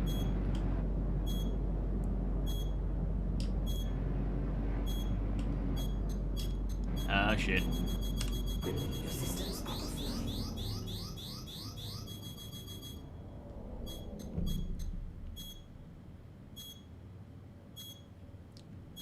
There it goes. Is it coming back? Yep. Alright, that wasn't a good technique. I was hoping it would not track me, but it must have been cross-section, was it? Scottish, thank you for the follow, by the way. Are they still tracking me, whoever that is? I don't think they are. They managed to get that sneaky missile out. From quite a way out, actually. Ryan, I'm coming to pick you up. Yeah, nice one. I can still maneuver the ship, so I might just head off to a space station. I should be somewhat fine to maneuver, maybe. But I could probably do with an escort, unless anyone else needs protection. Let me try and jump to a space station nearby. I will recommend a pad. It's Yeah. gonna be very, very difficult in 1G. Yeah, yeah, true. Where is...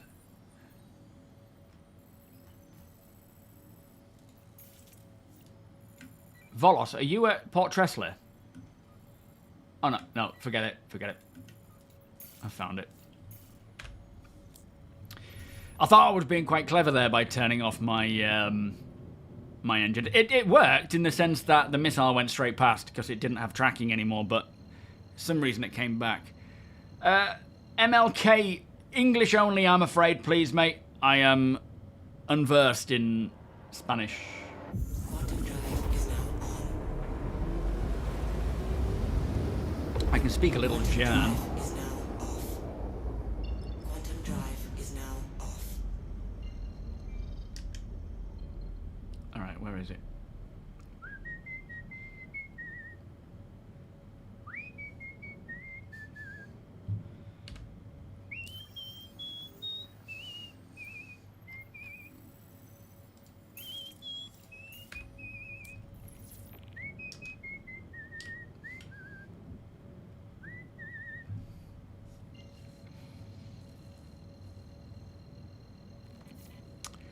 Yeah, I'm still learning the ins and outs of how these systems work with missiles and things, but at the end of the day, with the signature system coming in and changing, that's going to also have an impact on how these things track.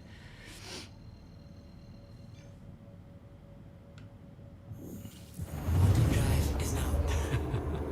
Quantum drive is now off.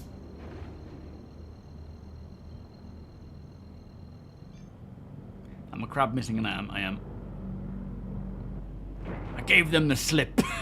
Yeah, and then the sound, it started getting closer again. Oh, I think I'm being coupled. Is it C? Yeah, there we go. That might be what was causing me to fly a bit weird. Use G blank as a marker. Oh, it's alright, I'm here now. Can I curse in Xi'an? No, I don't know any curse words yet. I have done the oh, sugar, here we go. I've done kind of the basics with certain things. Like, Hate, Noah, which is, hello, how are you? You could say, Shate, or Shate, which is, I am well. You could say, Kol, which is just, good. Here we go. This is going to be an awkward maneuvering thing. I can count to 10. Well, not to 10. Got hu, yaf, cien, poi, yu, qua, lea, u, teeth, loa, kyo. There you go. Oh, shit. Oh, slow down, slow down. What else do I know?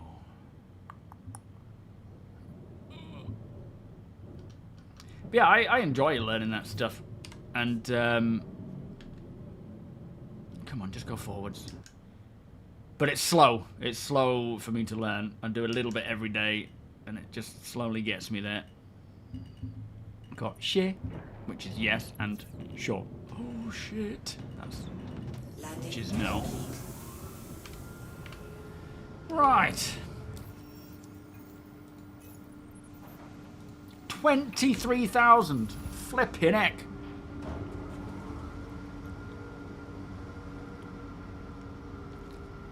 They actually used to have a Duolingo. Well, before it was Duolingo, it used to be called something else. And they had it then. There's also Tiny Cards. That was another app.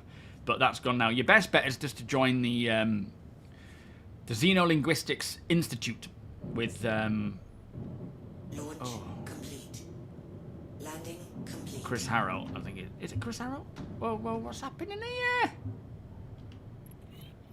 Let's just try this again. Maybe it's not fully repaired it. It's handling very strange. Landing. What on earth?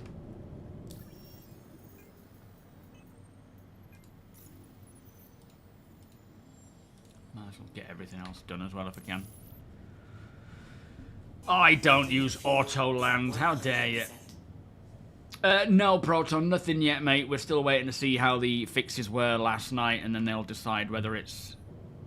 Launch complete. Oh, no, that's not good, is it? Why is he doing that? That's not fixed it at all.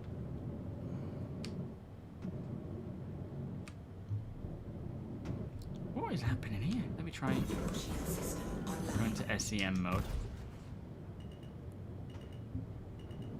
Oh, I don't like that. Landing complete. That's something's weird. Your systems are offline. Do I need to store it, or do I need to just turn it off and on? Power the cycle. Thank you, Nana. Oh, sure thing, Salt. Yeah, we'll catch you next time, my friend. Hello and welcome aboard your Drake interplanetary craft.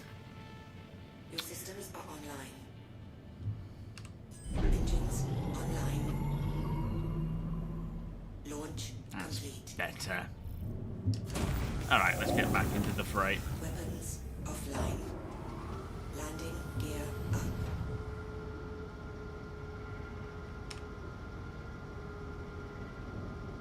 I think I was in decoupled as well. Can you answer my elevator question? I don't understand what the deal with elevators. Where was the question?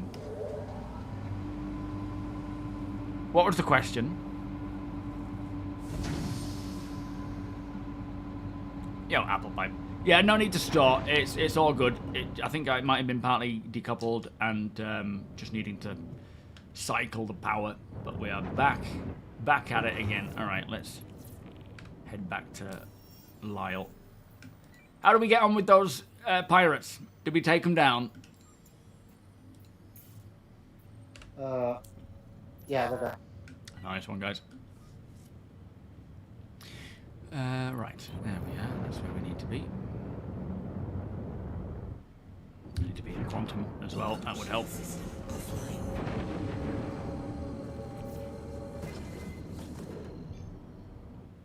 Still no updates from CIG regarding... There's Polaris at G-Blank's location. Right, I'll head over there. Thank you. Now off. Quantum drive is now Still no updates from them yet.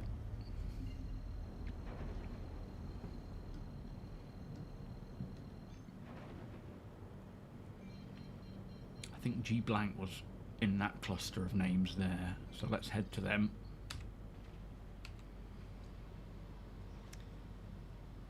Radio silence.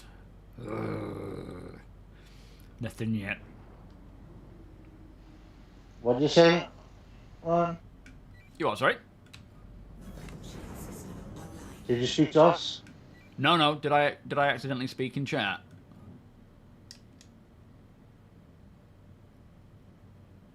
Oh yeah, yeah. Ask again, please, Chrono. What was your question, mate? I didn't understand if the elevator thing is because of the million-related bugs, or is it just a quest to find the root cause. So essentially, they have been actively for months now working on the freight elevators to fix up any issues with them, and again finding root causes as well.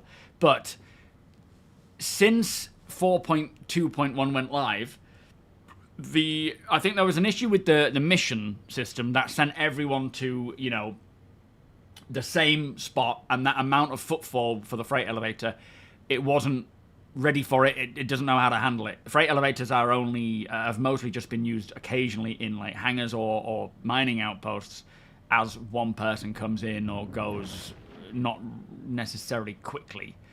But because of the amount of footfall that was happening, there was obviously a lot of people going to the same spot, and that caused a lot of problems. And they couldn't handle it. You know, the freight elevators couldn't handle it. And I think they said that revealed, was it like 40 issues? That are also 20 of those are classed as what would be blockers or critical. And they are working through fixing those. Now, the trouble is, like we see with the transit refactor, they could do various hot fixes here and there, and they have been doing so, but they are trying to do more proper fixes. Like you say, fixing the root cause rather than just band-aiding it. They're trying to do that a lot more this year, like we see with the transport refactor. They're also doing that with freight elevators, but that means that we have to wait longer for those proper fixes to come in. They have fixed as much as they can do, and they will continue to as, you know, 4.3 comes out and continues to go on. So hopefully the actual event itself won't break and will work as it was intended to for 4.2.1 in 4.3.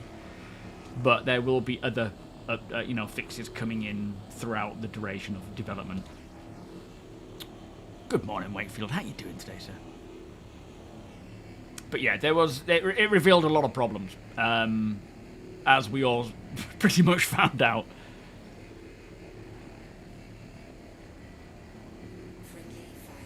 Oh, someone was joking that the Monday tech preview meant Friday at the earliest, and it turns out they're pretty correct. Yeah, so there's, I mean, they say that they still intend to bring out this tech preview Vulcan and FPS AI update build this week. So we, you know, today it seems like a lot to handle, but there's no, you know, no guarantee. There's no guarantee they won't. There's no guarantee they will. Today we could see 4.3 go live, as well as a tech preview for Vulcan updates and FPS stuff, which would be pretty nice. Alpha life, exactly. That's it, you know. That sums it up. So elevators, I wouldn't say they are perfect. I would say there's probably still going to be issues here and there, but they have been bringing in a lot of fixes for 4.3. So hopefully what happened won't happen again. But they are working on proper fixes, not just, you know, hot fixes or hack fixes as they refer to it.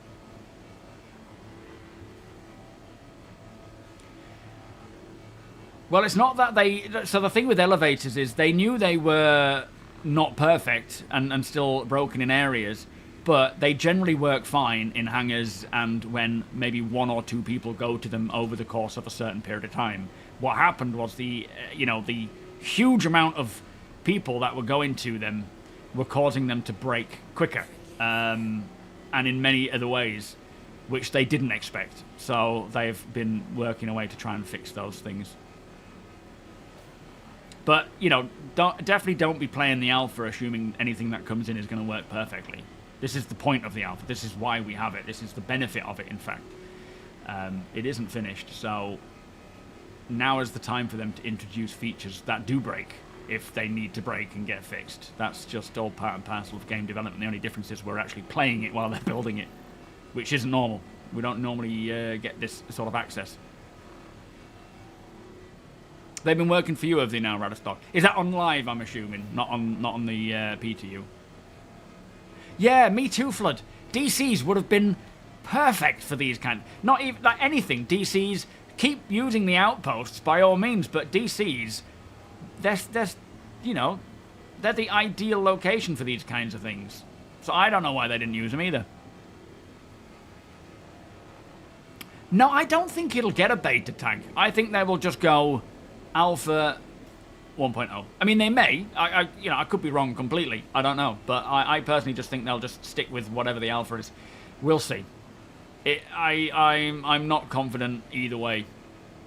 It would make sense to, you know, grab a beta tag at some point, depending on, I suppose, one. I guess once dynamic meshing is done and the core tech is no longer being essentially rolled out, optimized, fair enough, but not, you know, coming in. At that point, it could probably be classed as a beta. But then is there more they want to do? Do they want to bring their own databases in, swap out for the third-party stuff? Who knows?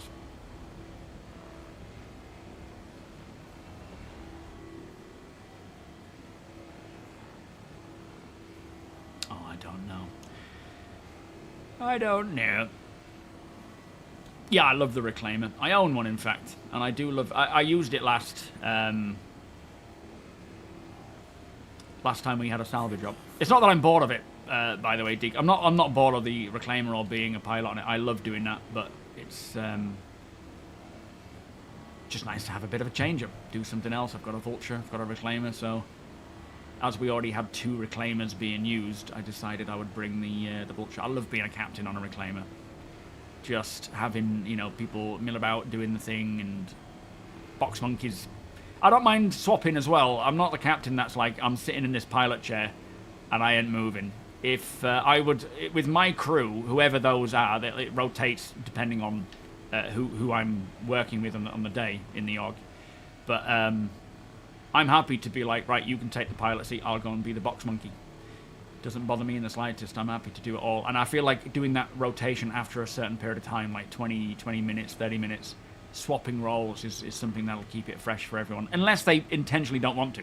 Like if someone's coming on board to be an engineer and nothing else, I'm not going to take that away from them. Have you upgraded your Vulture? It's stock. All stock. I would say if you're going to upgrade anything, I would wait until 4.3 comes out, because you may lose everything. Yeah, 1.0 could still have a bit of jank. The thing is, though, the thing to remember about 1.0 is that we will be playing 1.0 way before it releases. Way before it releases. We will be the QA testers for 1.0 with everything 1.0 is supposed to have way before they are even ready to push it out there.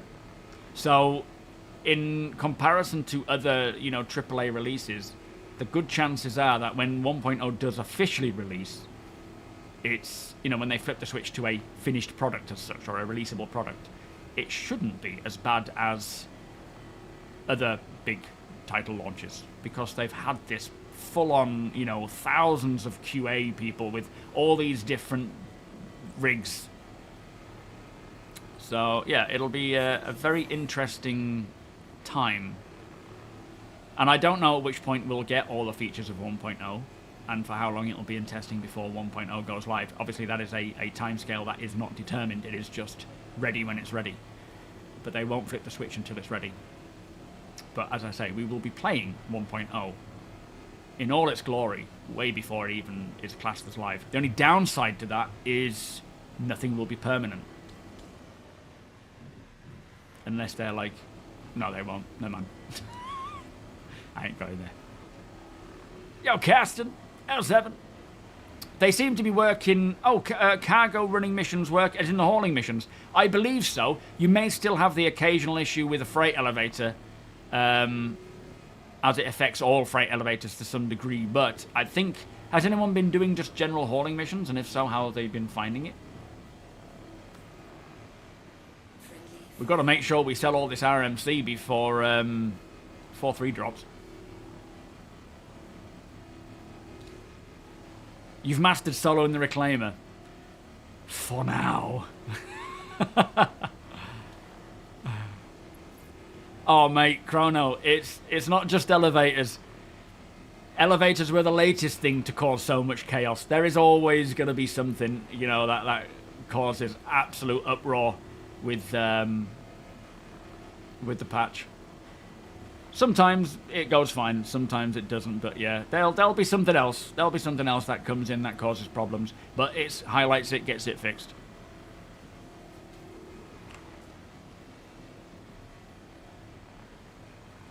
Yeah, exactly, Wonko. And that's one of the biggest things about having just a random beta test every now and again, you know, 2 weeks or a month before launch, is there's very little testing of all the variations of rigs and what people get up to and what they, you know, their internets and so forth, which will definitely be one of the biggest benefits of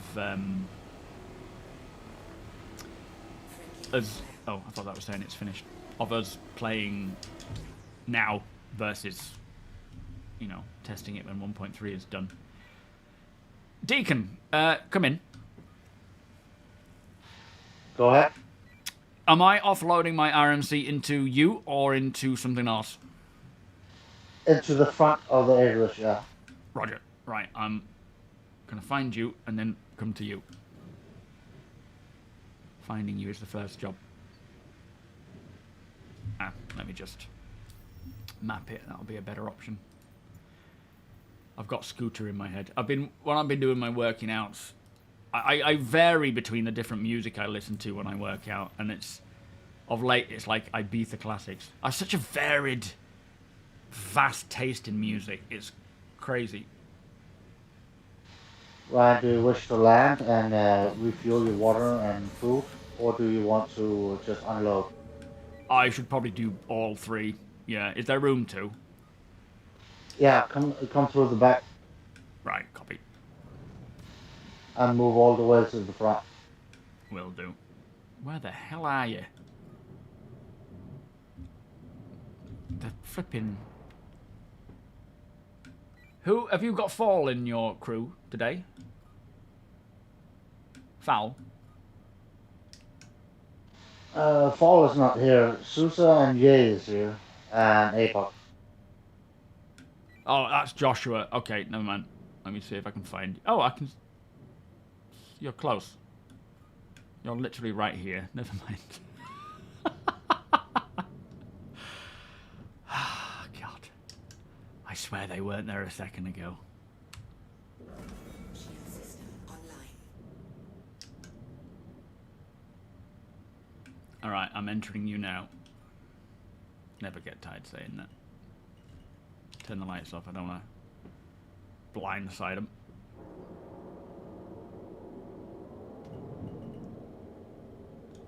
The hell am I hitting there?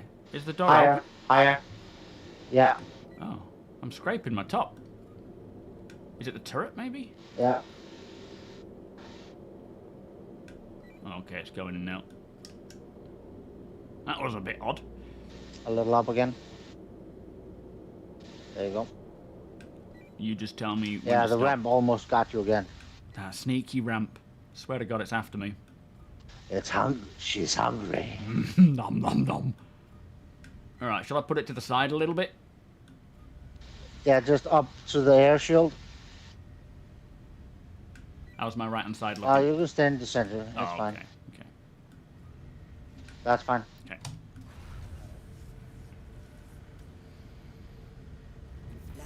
Yo, Faint. Performance is pretty good at the moment. When was the last time you actually played? Because since 4.0, performance has been pretty good. But if it's post sort of 4.1 or 4 something like that, then there probably isn't any change. Hello, Sousa, welcome. Oh well, hi. I'm new here.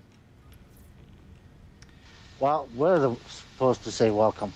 Yeah, exactly. I realised how backwards that was. Alright, I'm going to go get a drink and then I'll come and help offload if you haven't done it by then.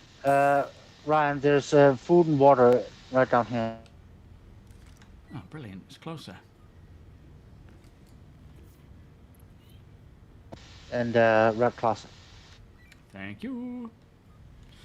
So Squadron is set to release next year. It's a standalone product to buy, but for example, original pledges. Oh, I already have some in my backpack. Never mind. Original pledges.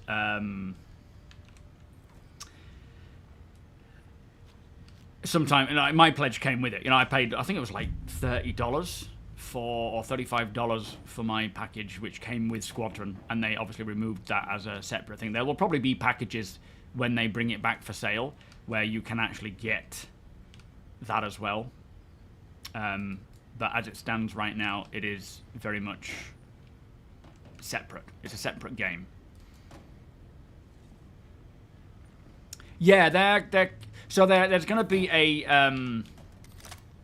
should I help, or am I just going to get in and wait? It's fine. We got it. Ah, nice one. Look at this. Streamlined. So just take a chill. Yeah, well, I'll stand over here and watch and judge. So, they were aiming to get those Vulcan tests. Now, that's not necessarily going to, relate to instant client performance improvements.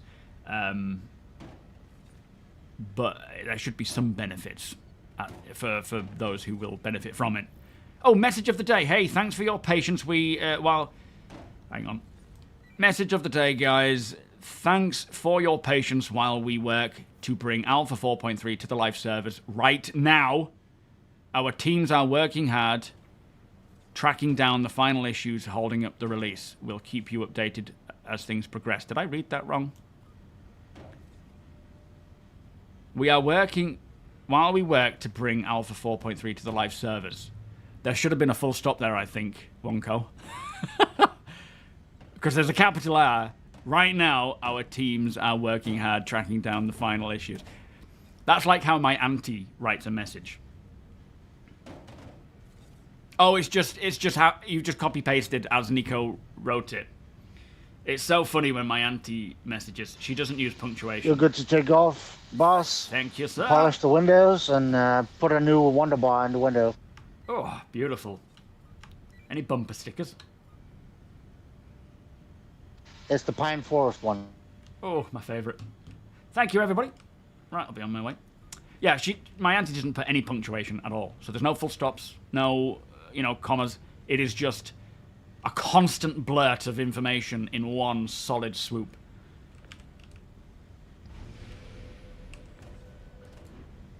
I can't get drunk. It's not alcoholic. It won't happen.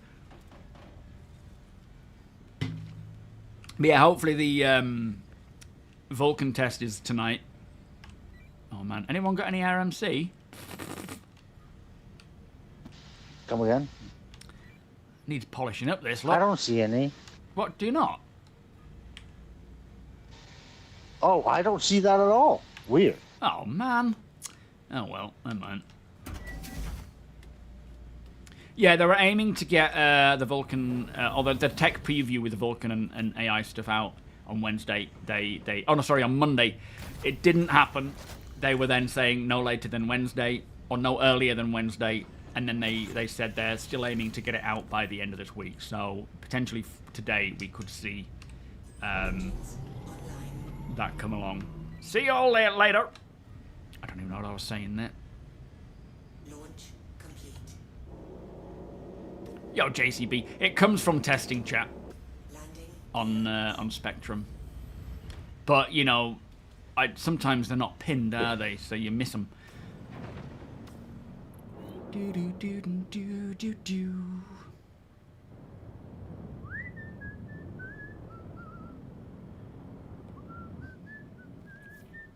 Where is that Polaris? I think we're going a bit too fast here. Let's slow it down.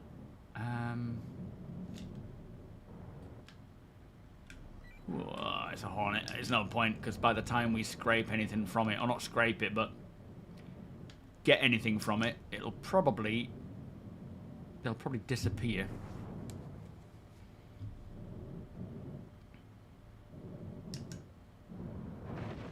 What's this? That's a reclaimer. Any locations where I need to be scraping right now?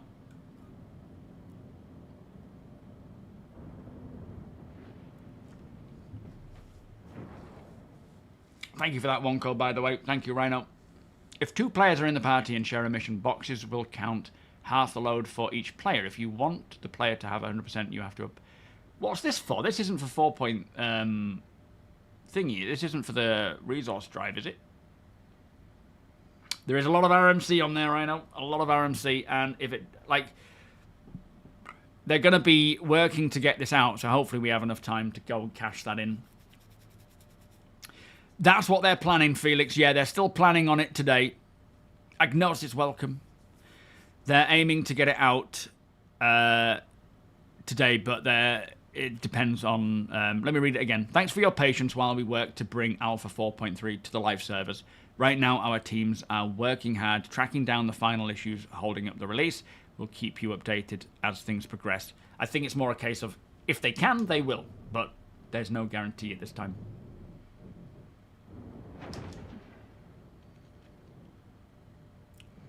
I think we're still waiting for stuff to scrape. Let me go for a wee while we are awaiting. And then when I get back, we might have something to crack on with.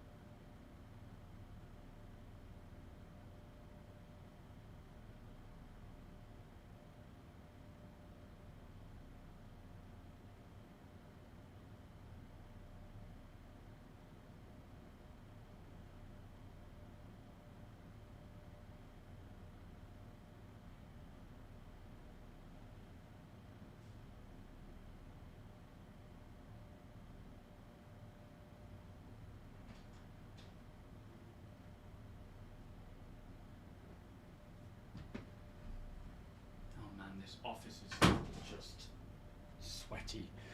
What is the temperature in here? 29. Scrape the reclaimer. Oh no, no, no, no.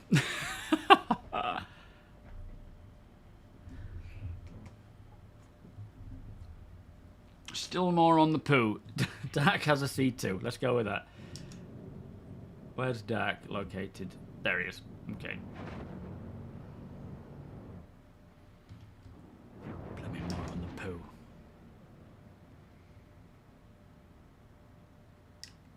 Oh, the missions, Ace, but not. We're not talking about the open-ended contracts like the material, you know, bring us materials contracts, are we? That still is the same. Yeah, the Onyx facilities have just been getting better and better with each patch. Are you joking? Where have you gone, Dak? I was just on my way to you then. How's VoIP gone? Hang on.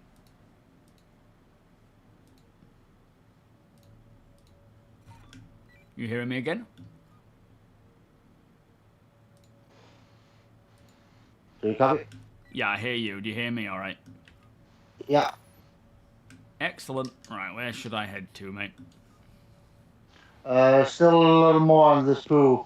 We're looking for another. Is that where the Revenant is? Yeah, right next to the road. Ah, that'll be why I didn't see it. You were hiding it from me. Yeah, it almost looks like part of the ship. Right. We're working on a plan with Rhino. The little poo is just a turret on the Revenant. Yep. We're working on a plan. Rhino as a guide, taking us through. It would be good to have, like, use this opportunity. If we're going to do, like, little squads of 4, have the opportunity to try having, like, a dedicated medic as part of the crew. I mean, obviously, we're all going to be somewhat medics, but still having someone who is going to lower the weapon and revive while the others keep their weapons up will be quite interesting, I feel. So we can try different things, different types of squads and things like that. But yeah, putting together a little plan for it, and we'll run that through with the org at some point.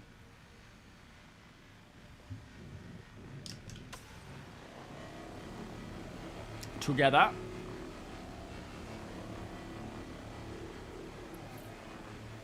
Whistling is against the rules. No whistling! But yeah, they've done a good job with the Onyx facilities. They've obviously had a good amount of just messing around with it, trying to make it as good as it can be. It actually feels a little bit like the alien Earth interior of... I don't want to ruin anything, so I'm not going to say too much, but just the ship, you know, it feels a bit like the interior of the ship, looking at the science rooms and so forth, which is nice. It's a nice touch. It has that sciencey feel. It's abandoned, so you've got that sense of abandoned ship there, and it just feels dark and gloomy. And also that, you know, there's a lot of talk about boss fights, creature boss fights in the monthly report. Now that could just be referring to something like the Valakar, the Apex Valakar on Daymar or Monox, but I do hope that it is part of this 4.3 event. Well, not 4.3, but 4.3.1, I guess. Because Ryan, you can go to Dark's location. He has the C2. All right, on my way. I would love to see it where we have... Oh, there's a lot of vultures here. Let me back out calmly. Where there's like Xeno labs and animal testing labs. If they could tie it to a place where, to one of the creatures that they're developing that is, I suppose, genetically modified or been tested on.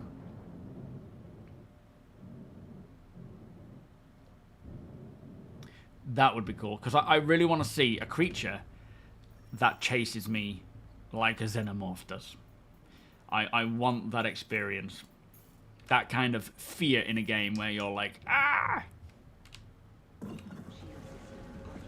Why is this not working? Is it because I wasn't in quantum mode?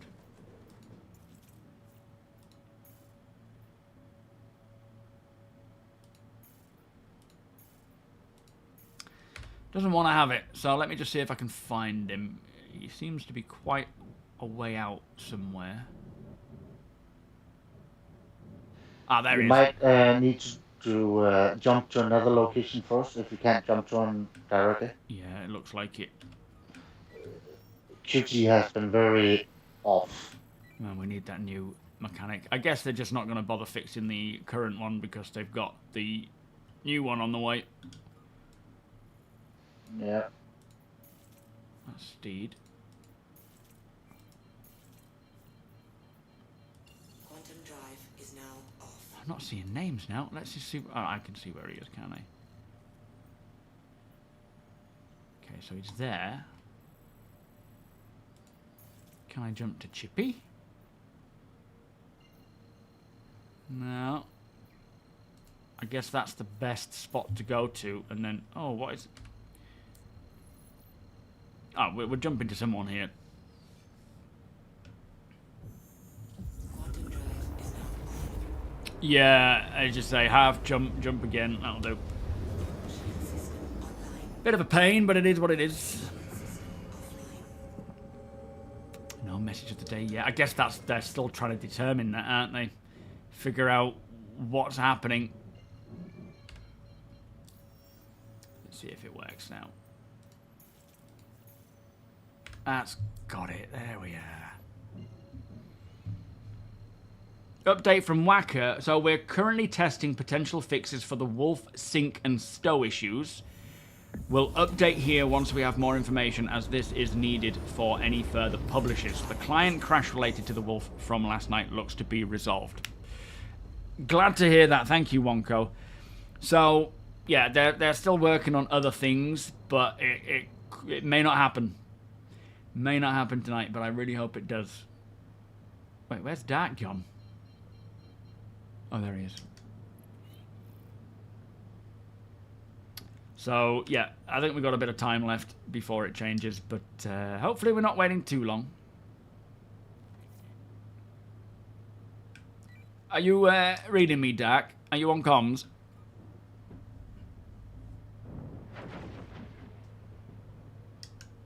He should be on location, yeah. Yeah, oh, I see. I think he's leading me to where it is. Must be near Chippy.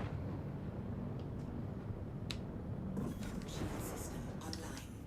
Yo, Tactical, how you doing? Are you well? Xenomorph analogs would be amazing. What's a xenomorph analog? What if it lays eggs in your brain and you have a certain amount of time to live? I mean, that would be kind of an interesting medical gameplay scenario. Have to get you into the med bay on the bed and treated before it happens. That would be kind of interesting, wouldn't it? Hello, everybody. How you doing, Chippy?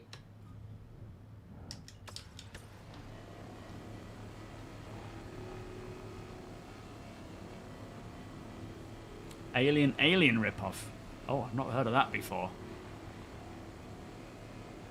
Yeah, failed experiment that roams the corridors. Absolutely, Barik. That is exactly what I'm hoping for.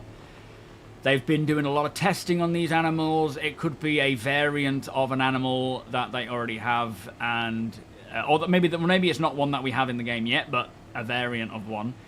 They could even, which I doubt they will do, but they could even tie it into the Boreal Stalker. The idea of the Boreal Stalker, or the current lore behind it, which we don't have yet, it's kind of like a big Yeti bear thing, is they needed an apex predator when they terraformed Microtech, and that's what they created. It could be tied into the lore of that, but I doubt they'll do that because it's all over Stanton. But yeah, there's so much they could do. You go deeper into the facility, into those Xeno labs or the animal testing labs, and something gets loose, and then you are, fighting it as you try and get out of there. I hope so. Yeah, best way to do it, Squeak. Strip the ship off. Get those things in storage. It's best fail-safe for now. Talking of long-term persistence, it was... We're slowly hearing more about what this Star Citizen Live with Benoit is going to talk about. So far, we know it's going to talk about VoIP and FOIP, and now long-term persistence updates, which is part of that, right? It's essentially the that's the system that will determine whether your items go missing between patches or not. There's obviously a bug with components. I think they've said as much. They shouldn't be getting reset and lost every time a new patch comes out. So hopefully when they speak to Benoit about that, they've brought in a fix. Like they say, they've got some updates to talk about it. So yeah, that would be nice if it was we've fixed it. Plus, I would expect to hear about dynamic meshing, because Benoit is the guy to talk about it, right? Well, it depends on if there is something to do with or an antidote. Yeah, that could be a cool idea. That would be cool for crafting purposes. Yeah, I like that. Oh, I see. It takes place for legal reasons. I get it now. I never heard that term before. You were thinking of the Stalker, yeah? Ubiquita, welcome. Yours is permanent. Your what's permanent, sorry? Oh, actual message of the day. Here we go.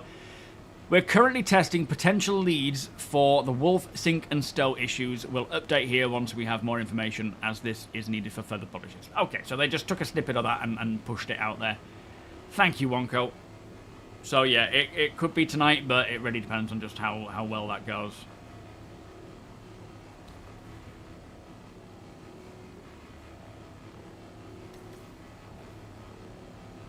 Plenty of salvage here, at least.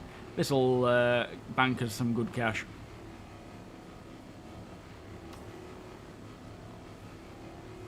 But I'm excited to get on with that wolf. I think when we do that org, the 4.3 org group for ghillie missions, I will bring that along, test it out, see how long I survive with it. Of late, as you've seen on some streams, I have not been the most successful dogfighter, even against NPCs.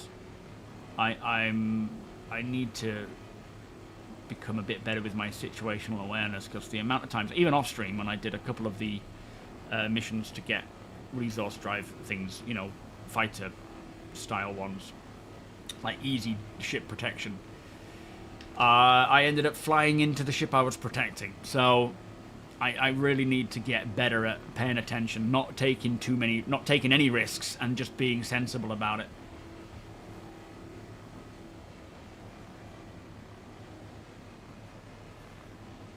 Of late, yes. How dare you? You've got over 30 NDBs, at least 8 full sets of size 1 grade, and 4 military 4 sets of 2. Oh, I hope they stay for you. How many of those have survived other patches then? Yeah, it was a lot of fun flying that ship. I think people are going to like it. Definitely not for everyone, nor should it be, you know. But I enjoy it. It's a good old ship.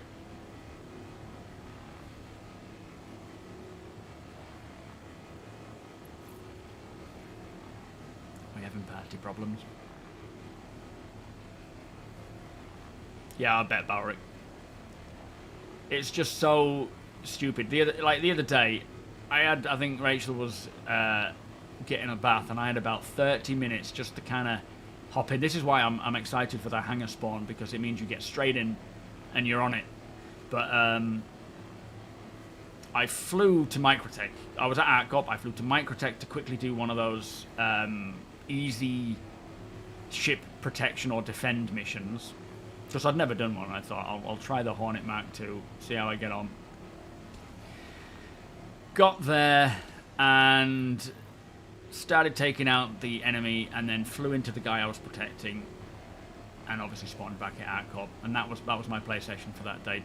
It's one thing when it's bugs and things that you have no control over that are, you know, stopping you from playing, but it's a completely another thing where it's your own incompetence.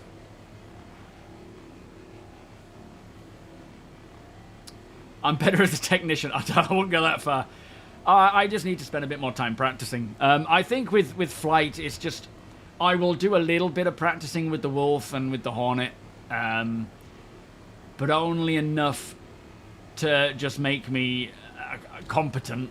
I'm not going to spend too much time focusing too much on stats and skills and things as, you know, flight changes are coming in. So it's kind of a balance. I don't want to spend too much time doing it where I have to relearn everything, but at the same time, at least being able to be capable of killing things in a fighter ship. I would like that. So yeah, I'll keep plugging away, seeing how I get on.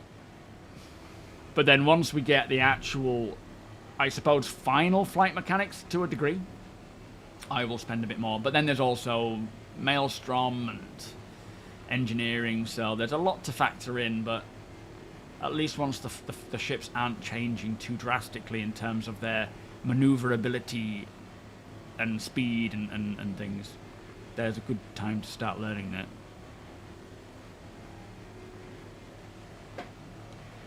Well, yeah, that's the difference between real life and a game. It would be absolutely boring if everything was automated, wouldn't it? Whereas in real life, it's quite beneficial. It means you can go and pick your nose and do other things while your car drives itself. Yeah, exactly, Sonny. Bounty missions, those sorts of things are just good for... Even Arena Commander, to be fair. Just getting into Arena Commander, the turnaround of dogfights and practicing is far better than having to do it in the PU.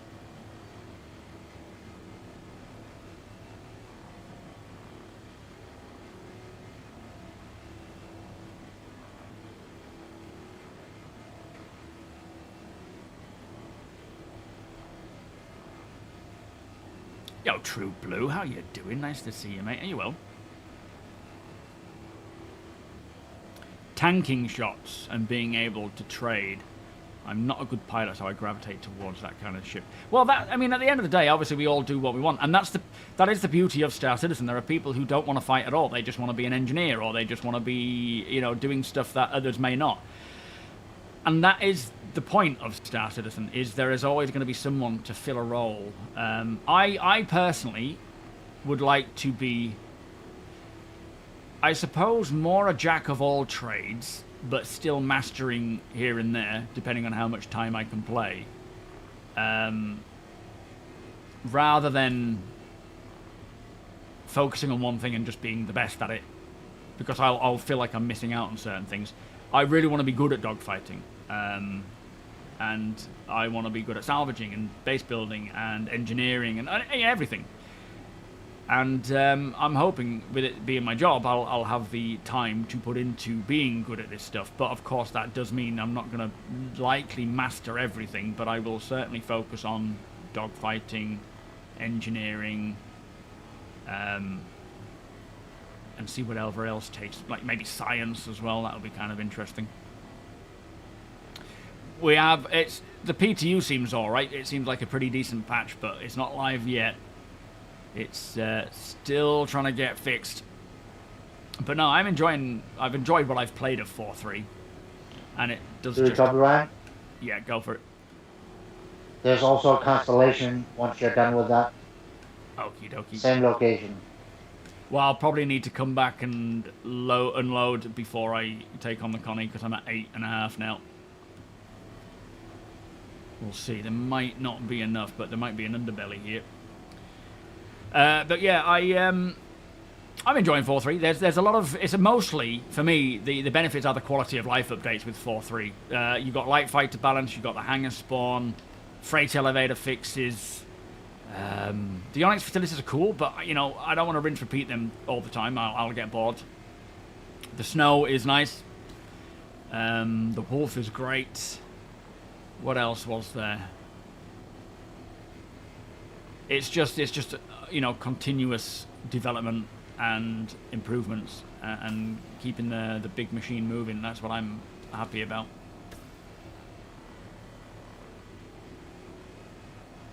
Where did APOC and the Org find these ships you're skinning? So these are, if you go to the mining outpost, let me show you. So a lot of these ghillie missions and training missions take you, or mercenary missions, they take you to places like Here. So there's a mining base there. There's a mining base there.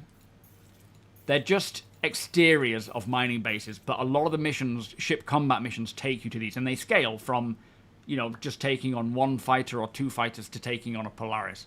So there's often a lot of ships here, both player ships and, well, not necessarily NPC ships, because I think they despawn quicker, but player ships.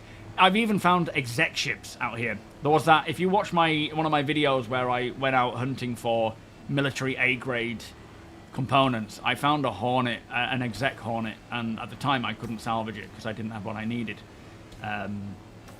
But you find all sorts out here. So if you've got a Reclaimer, if you've got a Vulture, go and find them. You may also find some really good components, potentially cargo, but not necessarily, because people coming out here aren't running cargo. They're fighting. But yeah, if you want to keep your components going, this is a great place to find them. Yo, Division, hello. S7. Shesulen. Athumashawa. Or Athumashawa. It's got to be a low tone. Ashawa.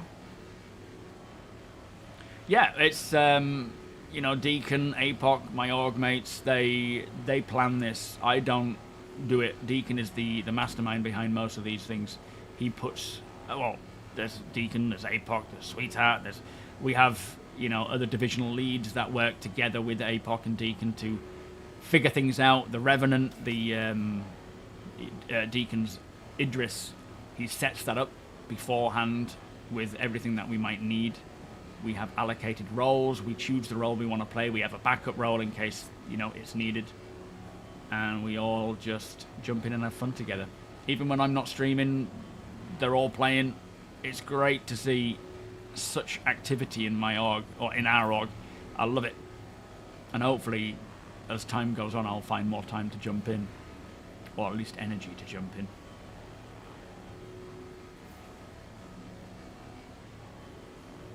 You've got 10,000 in ships and you'd rather just sit in a turret. At the end of the day, there's so much... I change. I chop and change. Some days I want to be piloting. Some days I want to be a turret gunner or an FPS player. You know, I will be whatever's needed. I just enjoy being in the verse and working with others, like as a group. It's just...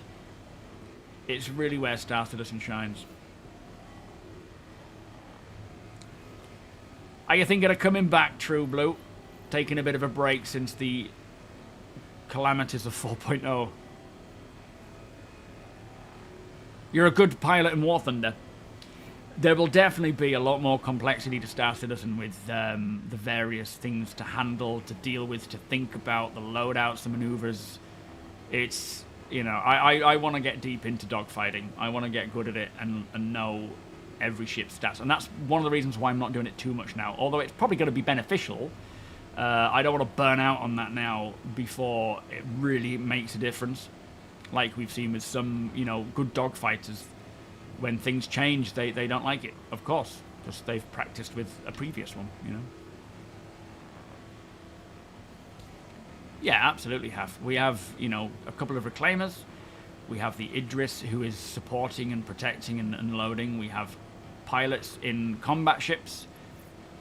We have a full security division who are working together to establish safety for us all. We have a lot of, we call it the salvage swarm, vultures and other ships.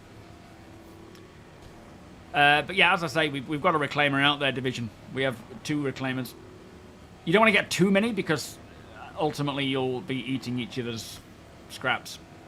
Prisoner, welcome. It really depends on how much there is. You could probably scale it to having multiple Reclaimers. We like to use both. The Reclaimers are come in and they chomp up the big ships. We scrape the hulls, they chomp them up.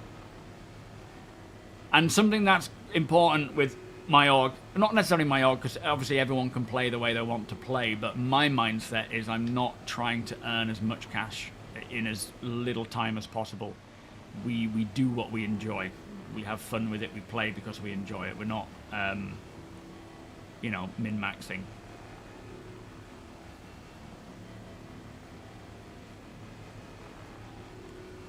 That didn't seem to give me much. We've been at 11 and 4 for a while now.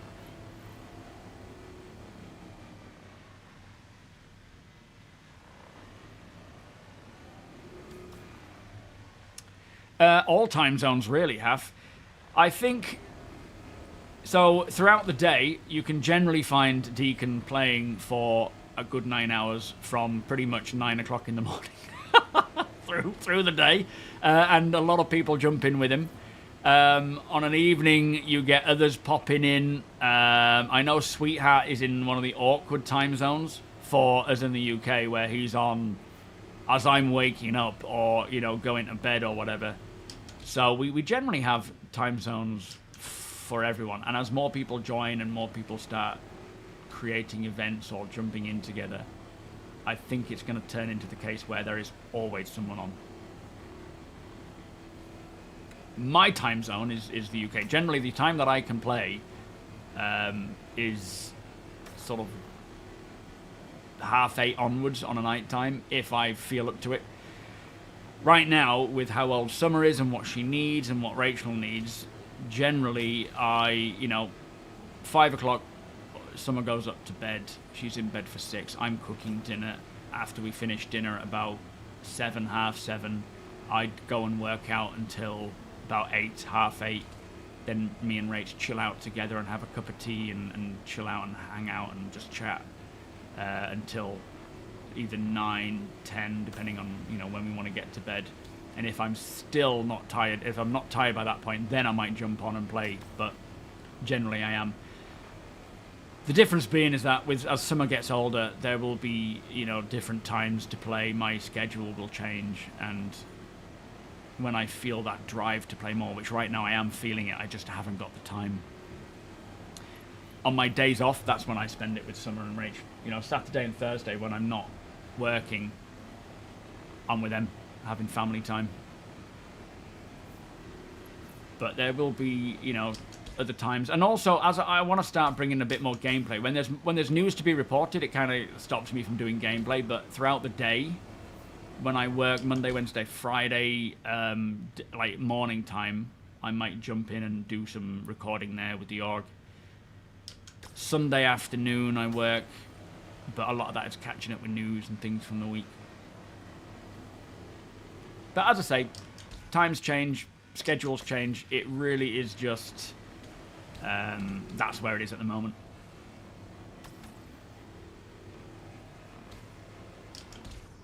I think that is done. Deacon, come in, mate. Where was this constellation located, sorry? Dark has found a hammerhead where he's on his way to now. So follow him. Yeah, will do, thank you. Right. Yo, Rossin, how you doing? The Echo, you had both streams. There's also a constellation that needs finishing on your location. Oh, okay. I'll see if I can spot that one. That's friendly.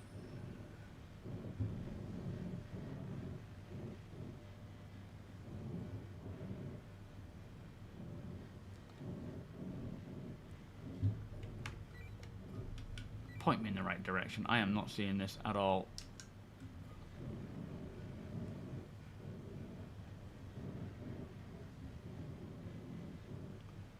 That's Nexus. I don't know where it is.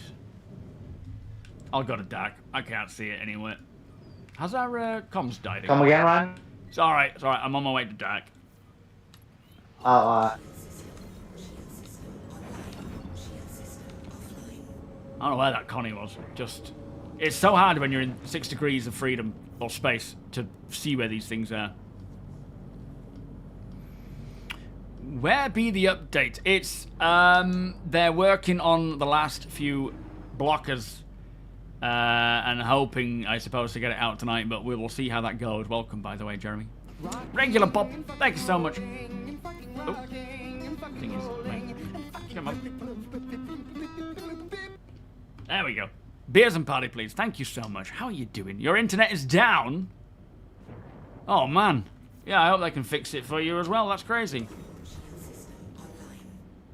Silverin, welcome. But yeah, everyone's, you know, you're all welcome to join. As I say, there's always something going on with the org. We try to take part in as much as we can, and there is always someone on, generally.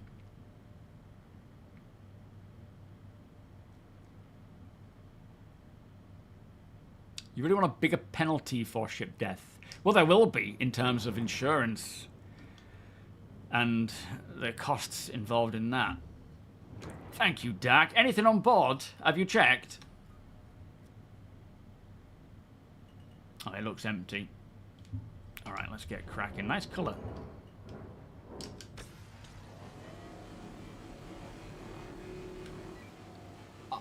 I'll need to empty my Vulture soon, Dak. So if you could hang around here to keep the location, mate, I'll be back once I'm empty. But yeah, there's you know, when engineering comes in as well, there's, you know, each you'll be keeping your ships up and running for longer. So that's the point when I suppose the ability to increase in the time it takes for your ship to get redone or reissued will be much higher. Obviously scaling with the ship, but like a capital ship like the Idris is going to take a long while and a lot of money to fast track, but a long while to get it reclaimed. The intention is you favor getting it repaired versus getting it reclaimed. That's where they want to get to. You either get it fixed in the field or towed back to somewhere to get fixed. That will be the priority versus just going and getting it reclaimed. Oh, thank you, Sonny. Once I've finished with this one, mate, I'll come and get that one. Yo, Shane, there should be beacons. You should... Yes, the... So, if you... I don't know if you were around a couple of years back at CitizenCon, when they showed us the updated star map, they actually showed a way of placing down a marker that you could quantum travel back to. But when it came to actually releasing it into the verse, we only have the interior marker. So in like a space station or inside a ship, for example, you could place a marker and it will path you the direction to get to it. But it never came about for the PU, for the main map, for the, you know, planet-side locations. That is still the intention. I don't know when it's going to come along. Hopefully sooner than later, because it is something that will drastically change how we play Star Citizen. And yeah, enable us to find markers, sell coordinates to minables, basically information dealing, as well as, like you say, marking a location for potential salvage and coming back to it. Can you hear me now, Ron? Yeah, I hear you. Is that you, Dak? Yeah, okay. I finally got it figured out. Come on. Right, I need to go and offload, but I will be back. You can always recognize Guard. He sounds like a young version of I'll Sweetheart. have to go find it again once you get done. Say that again, Dak, sorry. I said that hammerhead is at another mining base. Once you get back, I'll go find it. All right, Roger. Thank you, mate. And yeah, you do sound like a younger version of Sweetheart. I'll continue with the con. You can go for the hammerhead. Oh, okay, Roger. Thank you, Nexus. Okay, copy that. Right. I think that cluster of names is where I need to be. So let's head on over there.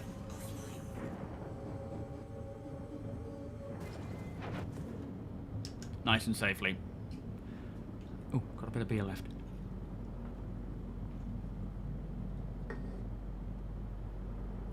An altitude hold setting.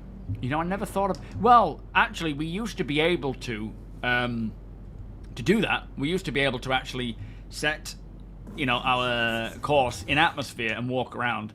But occasionally it's worked, then sometimes it hasn't. I'm assuming we'll get that. That would be very helpful.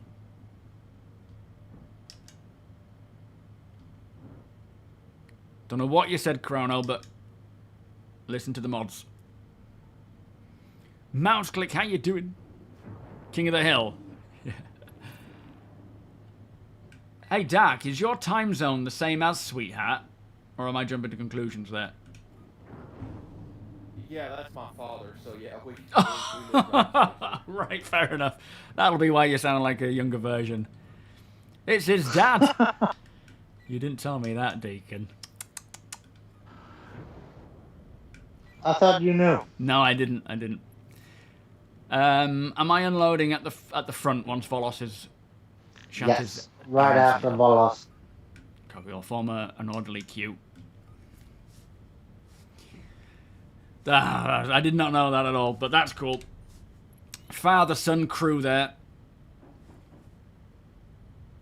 I keep trying to hook up with Sweetheart to try and show him this cave, but our schedules are clashing. Sorry, Mac didn't. I would have answered.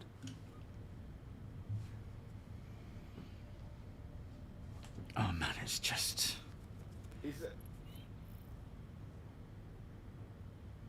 What's going on there? Have to go be a pirate now then. What's happened, mouse click?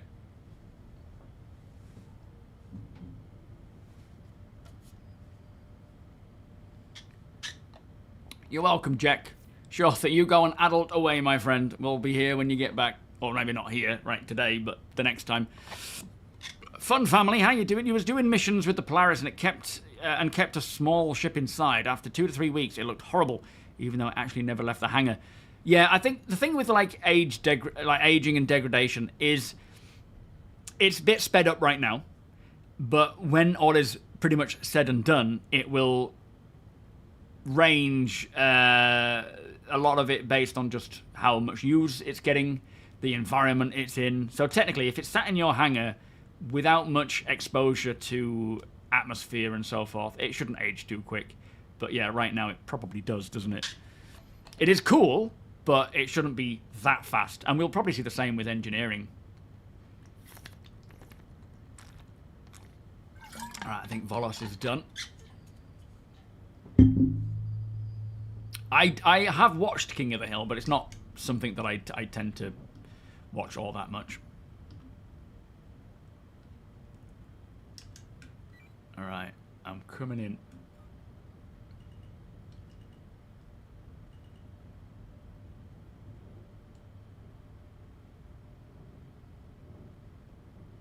Oh, flipping heck.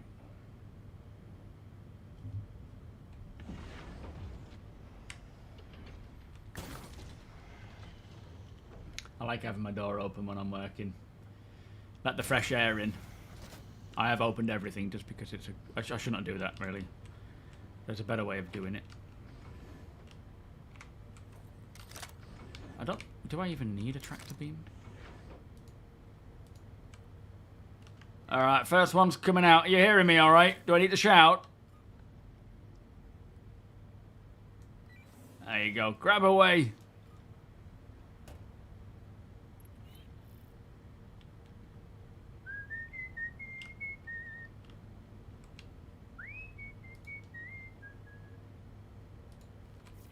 I think it's on auto eject. Should do. Yo, Drake. No, mate. No, they're still working on it, so they're still trying to fix some sync issues and stow issues with the Kruger. Stacy, good day. 07. 07, Drake. 07, Ruffy. Yeah, they want to get the Kruger working as intended, and it's just not quite there yet. T-Sims, Minx, L7, Turbo, welcome. What is the best way to get started with this game? It's a good question. I suggest just getting in and trying missions. Trying, like, hauling missions. What ship have you got, actually, Turbo? That's a good start, mate. What ship have you got to use? And we'll go from there. Yeah, the whole sea can be a bit sketchy, as you may have seen with the other day when we were finishing off our stream. APOC was kind of drawing it into the hangar, and it just literally went poof. It's like, oh dear. So what do you? Oh, well, it depends on the ship package you bought. Have you bought a game yet, or are you literally seeing it for the first time? You're not a backer yet. You may have an account, but you haven't bought anything. The whole sea kind of works, but there's a lot of workarounds needed to get it working. Waiting for my SMP edits on the 4K editing machine. It'll be so nice. Yeah, don't get it. There you go. Yeah, so it's firstly, it's a work in progress, which I assume you're aware of. It's still an alpha. It's still not finished. So as long as you don't mind playing it where there's bugs and problems, then by all means try it out, you know. I don't know when the next free fly will be. There will be one coming up, won't there, with the ship showdown, in fact. So you might want to wait until, I don't know, what. When does the ship showdown finish? Yeah, Alcatraz, you're in the org, aren't you? Was that it, right? Oh, yeah, it looks like it. That was very efficient. Thank you. End of the month. So at the end of this month... Just head off to Dark. He has a hammerhead. Right, copy. End of this month, Ship Showdown will allow players to try Star Citizen, or not players, but allow people to try Star Citizen for free, where you get access to the winners, essentially. So I suggest waiting till then, unless you are really eager to get in, then go, you know, it depends on your budget and how much you would like to spend. That is entirely up to you, and I always suggest less is more because you get to just experience it all in the game, or you can join an org like ours and get to fly all sorts of ships. But it's... Sometimes people want to get a bit of a step up of a ship rather than a starter ship so that there's more to experience. But it can all be earned in-game, so even if you go for a basic starter package, like an Aurora or a Mustang, and then upgrade from there, you know, to something bigger or better. Oh, come on, yeah, flipping useless quantum travel.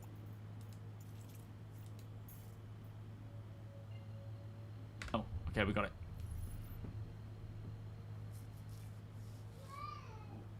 Oh, hello. For some reason that confused me. I thought it might have been summer.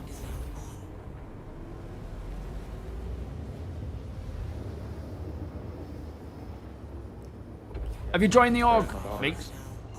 Was that yours, Dark? Someone's... Yeah. Is it lunchtime? Coming in a bit fast. Let me slow it down. But yeah, a lot of it is dependent on just how much you want to spend on Star Citizen, and if you're still unsure about the game, then obviously less is definitely the way to go. Or nothing and just wait for the free flight, or wait and see and just watch a few more videos and so forth. No, we're doing open world stuff. So right now, thank you, Dak. Right now, we are running as an org on a salvage operation where we are just finding whatever ships we can find lying around and scraping them for a commodity that we can sell for a pretty decent amount, and then splitting that between the org. Some org members will want paying, some will just say put it into the org funds. It is entirely up to each member, and I don't expect anyone to donate their funds to the org. If you know, we take some for the org, and then we split the rest. So take the money if you want the money. But yeah, right now let's just have a look on Discord. How many have we got on there? Oh man, there's a flipping Windows update. That's brilliant. So right now in the Discord, because VoIP in game is a bit sketchy, we have 1, 2, 3, 4, 5, 6, 7, 8, 9, 10, 11, 12, 13, 14, 15, 16, 17, 18, 19 plus me. So that's 20 of us. And we are split between the Idris capital ship, where we store all of the salvaged goods. Some large, you know, bigger than this ship, dedicated salvage ships. And then a lot of these little salvaging ships, as well as some security ships, dogfighters, other ships of bigger size that can protect us.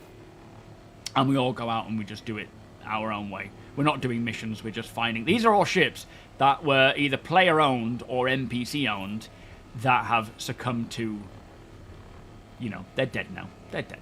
So, so we're just scraping them off. The reclaimers come along, they munch them up and get them off the server, so we're making money doing this. We're also cleaning up the server, which is good. Yeah, by all means, join the org, Minx. Absolutely. You're not in it right now, are you not? And if you are in the org, you're more than welcome to join in. Just ask away and we can get you involved. But, yeah, this is an org-only event for the time being. What's that, Dark Tidings? It's only 20 for the top subscription. Oh, do you mean into the game? As in 10 or 20 for RSI. Kemi, how you doing? Welcome.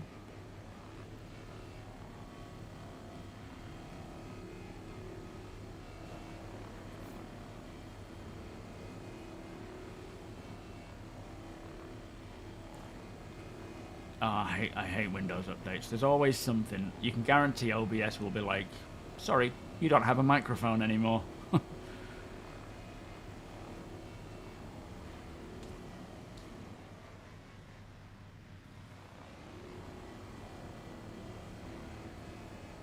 But yeah, any questions, Turbo? Ask away, my friend. We'll help guide you. What the hell's going on here? We got no... Interesting.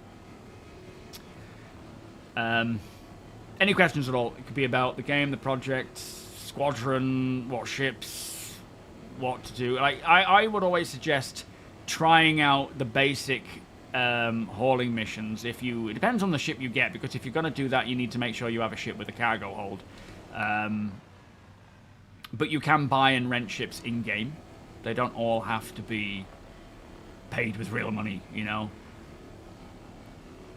And actually, that's another thing that Jared mentioned on Inside Star Citizen this week, is that going forwards, they are going to push to get recently released ships out into the verse to be bought in-game quicker.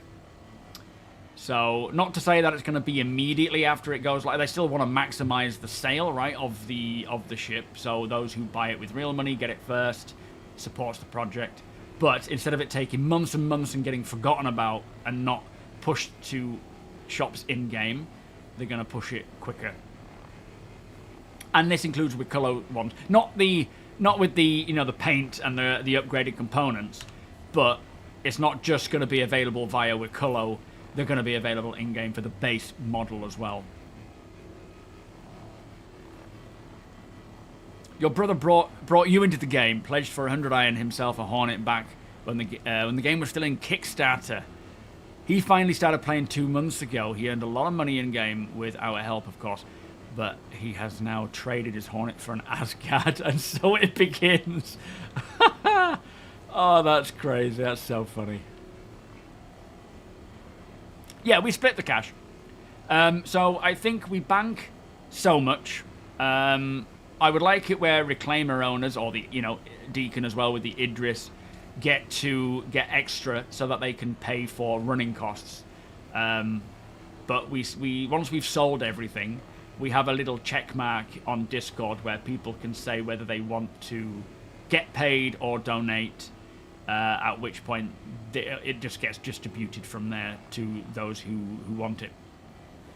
But the org bank, there's so many people in the org who just continuously pay to the org bank, and I don't know, the last time I checked we were at like 20 mil and growing, so that's to cover anything that is required. Someone loses their gear, someone loses their ship, needs it back again, someone wants support, our own needs, like for example picking up various ships to help.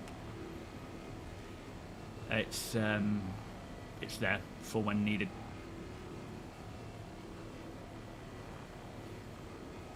Yeah, by all means, Profeta, you're all more than welcome, and you can just join in when you want. Like microphones are not necessary, but being able to hear us is, if that makes sense. We want to make sure that you can at least hear us. We don't expect people to talk. You don't have to. I understand there's a lot of anxiety involved in that.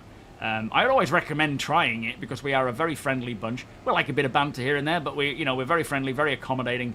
But you don't have to speak to us. But as long as you can hear us and follow orders, if that's the case, then that is more than okay. I would say we're a very good org for introducing people to MMOs, to playing in a group, because I myself was never really a multiplayer kind of person, and Star Citizen has grown me into being that. And now I just keep my mic on. I will always say hello to anybody I'm walking around in game and bumping into. It just makes the game so much better. Yo, mod. Here's it. Yeah, mining is a lot of fun. So mining is a very relaxing, and it's quite a deep mechanic as well. There's a lot to it, depending on what you're looking for, like what type of commodity you're looking for. Some of them prefer different mining lasers, maybe modules and attachments to go on those lasers to adjust various parameters. Some minables can be quite volatile, like Quantanium. You want to make sure that if you're mining that, you're getting it offloaded as quick as possible and refined. We often do mining operations as well, where we will head out with a mining swarm, you know, of different mining ships. The Reclaimer version of mining is the Mole. You can now actually get a bit of an entry ship with the Golem, which is a good one to rent. So, like, you start with your main ship, you earn a bit, you rent a Golem, you get mining, or you rent a Fortune salvaging ship, and you know. There's so much to do, and think outside the box. Don't just think you have to do missions and try and earn as much money as possible.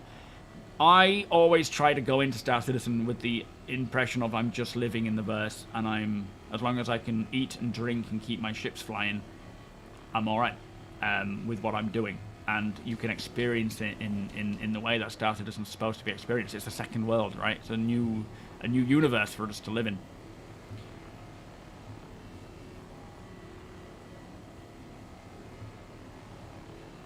Oh, pray, that sounds like a right mess. That sounds like you've got Star Citizen. As someone who used to run an org when I was younger and often became the leader of guilds and clans in EverQuest and WoW, your leadership style is very nice for all players. Thank you, Inconceivable. You know, at the end of the day, I've never done it before. Don't get me wrong. I mean, I've been, I don't know what the term is, but upper echelons in many of my workplaces. Not like, you know, CEO, but I mean, mostly bars, like bar manager, landlord, that kind of thing. I've ran teams before, so I kind of know, you know, treat people with respect, and they'll treat you with respect. But for me, with the org, it's a place where I can find people to play this together and have fun. It's a place where people can find others and have fun. It is as much anyone else's, any member, it is as much their org as it is mine. And I want them to enjoy it. And, you know, all we ask is that you treat people the way you would expect to be treated. You act like a dick, you're gone. If you're nice and kind, like we are, then you'll stay. And it's that simple. It's, you know, it's not like a dictatorship. It's not a power trip.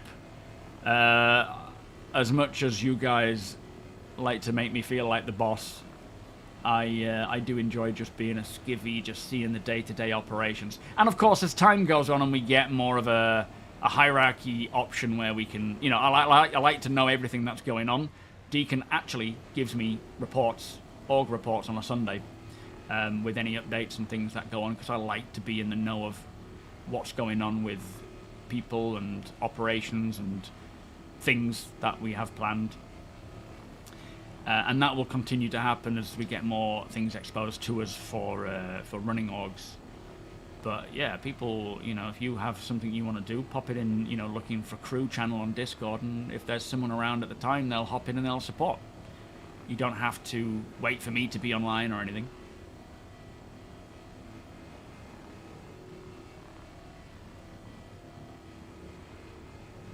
Oh, absolutely not. I like I say, when we offer the option to be paid, we don't mean, you know, well, this person's offered it to the org, so, you know, you could take the money, but this person isn't. It's not saying like that. We're saying, If you want, I get paid. Although right now I don't need paying. There was a time when I'd spent all my in-game cash on components, on a turret, in fact, that got wiped. So I was like, I'm being paid. I want to get paid for my time. I need to pay for my running costs. So yeah, absolutely. I don't expect anyone to work for free. Some people who, you know, don't generally use the cash or don't need it because they do things outside of the org or with the org and they earn tons because they play all the time. They just say, send it into the org bank. They don't want it. But I expect everyone to be paid, and I expect those who bring, for example, we've got 2 reclaimers working today. I'm not sure who the owners of those reclaimers are, but I would like for them, if they need it, to request the additional, you know, ship owner, I don't know what to call it, running costs. So fuel is covered, any damages and so forth. Alright, we're almost full here again. Yo, Ramoyne, how you doing? Yeah, I bet it's a bit warm here and all, mate. Are you well? Come in, Deacon.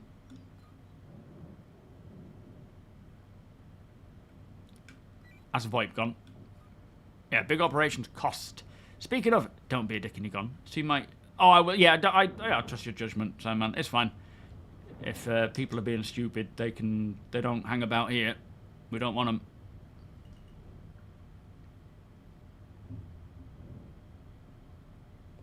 It's VoIP down. I can never figure this out. I always go the wrong way.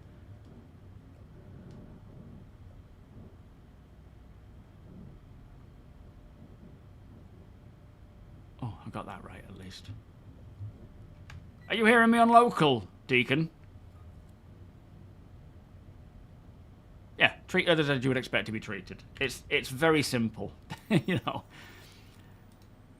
I don't want anyone speaking to others rudely or being a dick. It's just makes sense. Anyone hear me? Come in.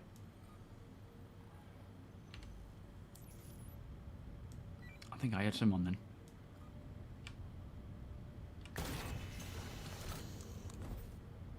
I'm sure I heard someone. Do you hear me, Deacon? Yeah, I hear you now.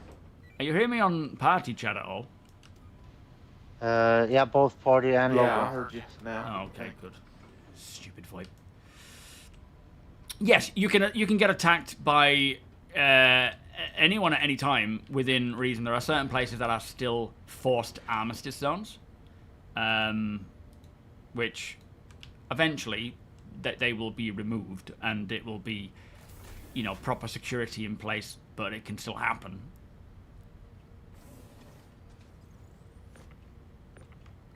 I'm not having it. How strange. It was arranged for the little one. Nah. But we already have been attacked, not by a player. This was by an NPC or NPCs.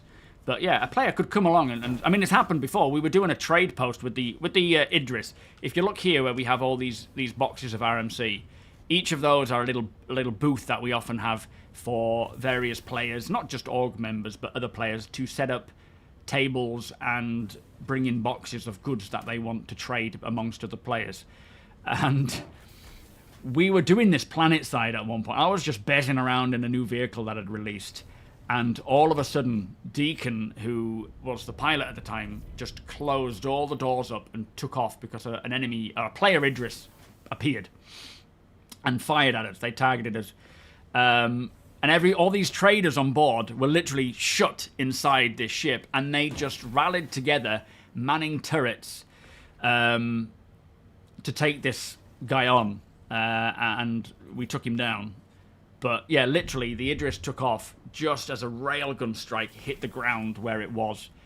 And funnily enough, there were still 2 traders in there negotiating during this whole battle. So people, how much do you want for this? Can we do this much? It was great. Cyborg, how you doing? But in an instance now, there are about 600 players, or in a one server. We're all spread between 10 shards. but those players can come and go throughout those shards as and when they need to.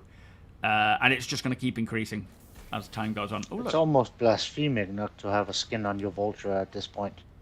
Yeah, I should have really done that. I was rushing a bit. But I will get one. Is blasphemic a word? Did you just make that up? No, it is a word. Oh, okay. I'll see if I can find a use case for that sometime today.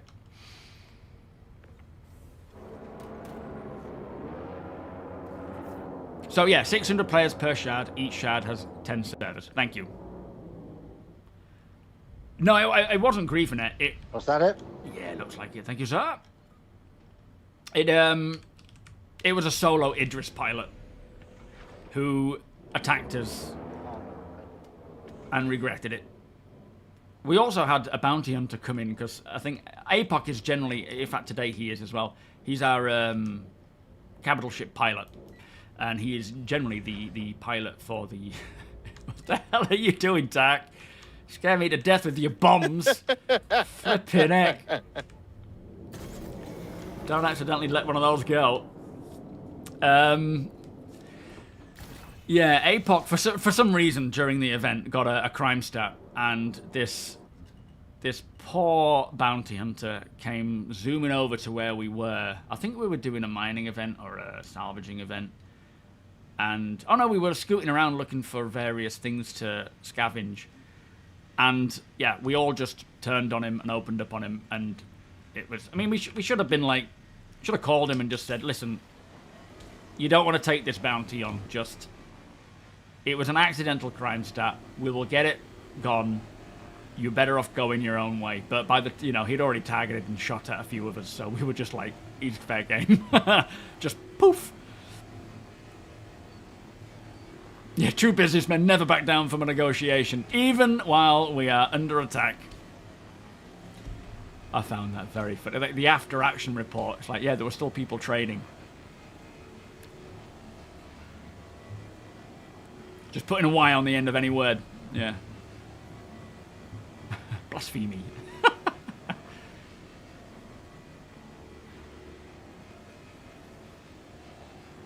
Well, there is that, Sandman. Yeah, that's a good point. English isn't Deacon's first language, whereas it is mine. Good luck, Summit. Oh, Penguin. Solo Idris really needs sorting out. The pilot should not have access to the... No, true. I actually don't think... Yeah, I agree. I don't think the pilot of the Idris should be firing a weapon. They need to be focusing purely on flight. There should be enough to deal with flying, navigating... You know, the weapon stuff on a ship that big, like any other ship of that, of not even that size, but smaller, you have dedicated weapon crews. And I expect that to be the case at some point.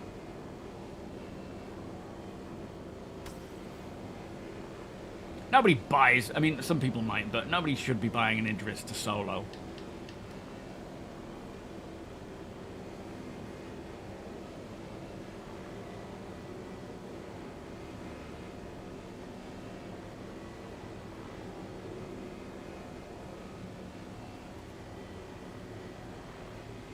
Police in Stanton were just like real life cops. Never there when you need them. Don't tell that to Weezer. Sorry, Weezer. I'm sure you're always there when needed, mate. And always there where it was inconvenient for them to be. Probably always down at the donut shop, aren't you? That's a stupid joke. It's too obvious. No such thing as a donut shop, is there? It's just a bakery.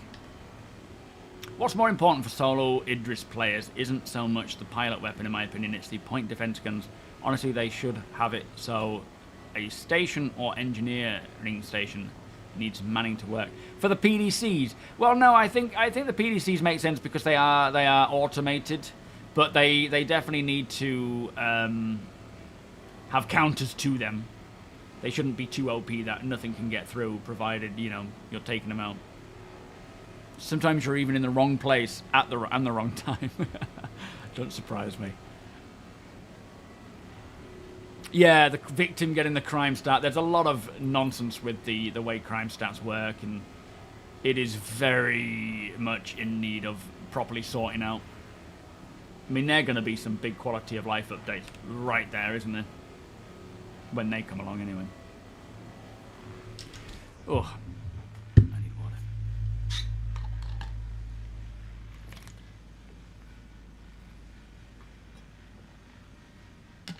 Never see donut shops getting robbed. It's true.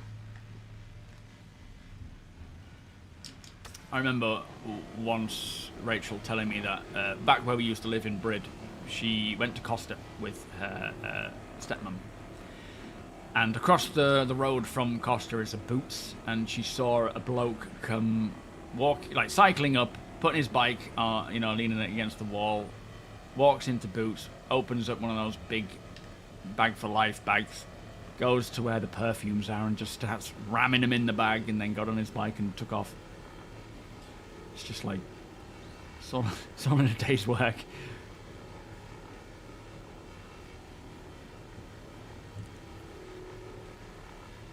I think right now, in regards to things like, PDCs, soloing and whatnot, it's all just too unfinished to really even think about. They obviously need to balance it as much as possible for what we have now, but yeah, soloing big ships isn't really going to be the way it goes forwards, and things like the Idris and even PDCs on all ships need to be balanced, and I think a lot of it will come down to engineering and power management and whatnot. And I mean, that's the point of PDCs. They're there to help against mostly missiles and incoming ordnance. They're not really designed to be taking on, they're not going to do much damage to a heavy fighter. Light fighters maybe, but they can't track that fast in most cases. It'll be interesting to see how well this Wolf can outmaneuver a PDC. They're not even designed for that. That's what the turrets are for, is to kind of fend off small craft. It's all about making sure that the numbers are dialed in correctly, and that is something that is in the works, but not necessarily accurate for what we have now. Yeah, it's just for the alcohol content, yeah.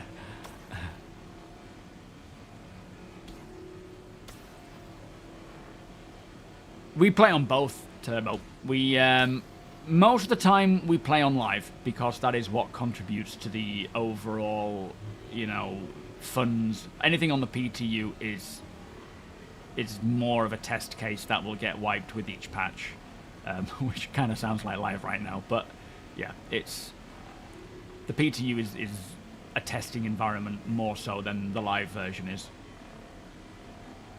And if you are brand new to the game, I wouldn't even think about looking at the PTU for now. Just focus on live, get used to the game, and enjoy playing that.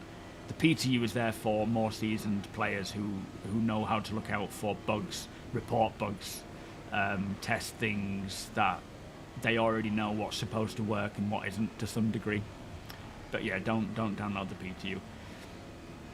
Are you down? What ship have you gone for? That was quick. Flipping heck. I don't feel like I've twisted your arm enough yet. Can you give me another shot? We got him. If you want to, exclamation cult, guys, we got one. Sooner or give it a couple of weeks, and you'll be concierge, and you'll be like, what wife? Fruit. How you doing? If you are looking to join an org, by all means, join up! Exclamation org. But it is up to you. You don't have to at all. You can stick to playing solo if that's what your preference is. But by all means, during my streams, ask any question you have. We can help you understand more about the project. Only way to get torps on target is to swarm them. That's true. But there is already balance in regards to PDCs. If you you just need to overwhelm them, which obviously costs. There's the balance there in terms of how much it costs to fire a missile, which is why I do like these sort of salvaging ops, but where we focus on getting ordnance as well as weapons and things. But right now, with a patch coming, it's pointless. No, probably not referral code, to be honest, but thankfully there's nothing... Oh, yeah, you should have used referral code, actually. You got some extra creds there, but never mind. He's one of us. Jackal07, welcome. Well, I think we will be able to destroy PDCs. They will be things, again, for light fighters to potentially target. Bringing, you know, a light fighter to a big old battle between very many ships. Either taking on the other light fighters, who could do damage to other capital ship PDCs, for example, or turrets. That is going to be a good cause. But yeah, if we can't right now, I suspect we will in the future. Yo, Weekend Warrior, how you doing? Squeak, I argue that the Gladius is much more maneuverable than a straight-going missile. Maybe so. I haven't tested it enough to know, but that would be kind of cool if you could just outmaneuver it. I don't know if deploying chaff has any PDC impact. It doesn't, Ruffy. Okay. There's now 24 hours grace for referral codes. What do you mean? Oh man, Turbo's an original backer from 2013. It was like, let me just go and check to see if I've got an email from him somewhere. Oh, look at that, I backed 2 years ago. What was your package then? What package did you go for back then? In fact, what's your handle? I was, actually, I bought the star map. I'll show you the star map because I've gone through into the attic to get all the posters because I want to put them up. Now, in 2012, backed for the star map, right? I bought the physical star map, and it was not until years later that I finally got it. This is a CitizenCon 2015 poster of Manchester. This is 314 out of 1,000 posters made. So there's that one, which I want to get framed, and then where's my star map? What the heck? Oh, I put it in a different tube. Hang on. And then this star map, which at the end of the day is going to get heavily retconned. Already is. It's upside down. This was the first thing I ever bought for Star Citizen back in 2012. Beautiful star. I don't even know if you can see it properly, but you've got all these different snippets of information, and it's just been sitting in my attic all this time. I need to get it framed. I need to get it up on the wall behind me. So I'm going to do that.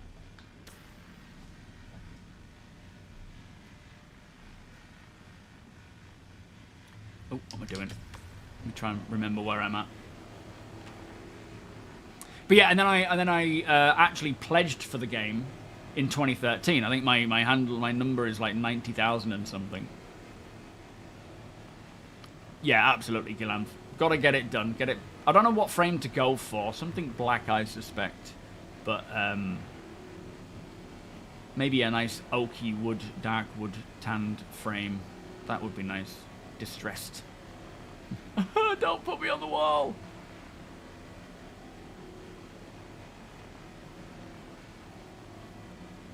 Yeah, exactly. As much as we probably can't target them now, we will be able to eventually. We will be able to target components, subcomponents, and locations of components. We can already target turrets to some degree, you know, with the targeting, whatever it's called, aim down zoom. There will be a way to target PDCs. All hail the star map. I tell you what, when we have a fully fleshed... Like, that is going to be so out of date now. You got the Avenger Stalker Spader when it had the sweet-ass warm police skin. Nice. You can kill PDCs, but actually killing them is a different story, especially against a full crew. Okay, so you can actually shoot them now then. Star map from a tube, Ferg, yeah. Is yours not up either? I tell you, we should be ashamed.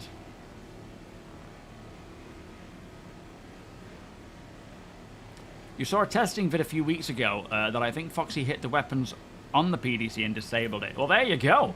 That's something we certainly need to kind of think about when we're going up against these sorts of ships. And I think as time goes on and we get more of the flight model, more of the engineering, maelstrom, actual capital battles are going to be tactical. They're going to be thought out and, you know, deploying the appropriate ships. You're not just going to go flying in with your big guns and just hoping to do the best. It's going to be, right, we need to take down PDCs so that we can hit them with missiles or torpedoes, send out the fighters, send out some cover for them. Let's hit them where we can, take out as many as we can or disable them. Then send out the bombers with escorts so that they don't get taken down. They need protecting because they can't necessarily defend themselves always from light fighters and whatnot. It's going to be, you know, a lot of tactics with that hollow globe, making proper command maneuvers. Can't wait. That's something I'll need to practice a lot. Oh no, I prefer... The problem is if I hit G, it will then use my head tracking, and it makes me feel awkward using that for aiming this stuff. I actually much prefer doing it this way. And I like to be able to maneuver whenever I need to maneuver, rather than having control of my arms. I feel a little less in control of things then.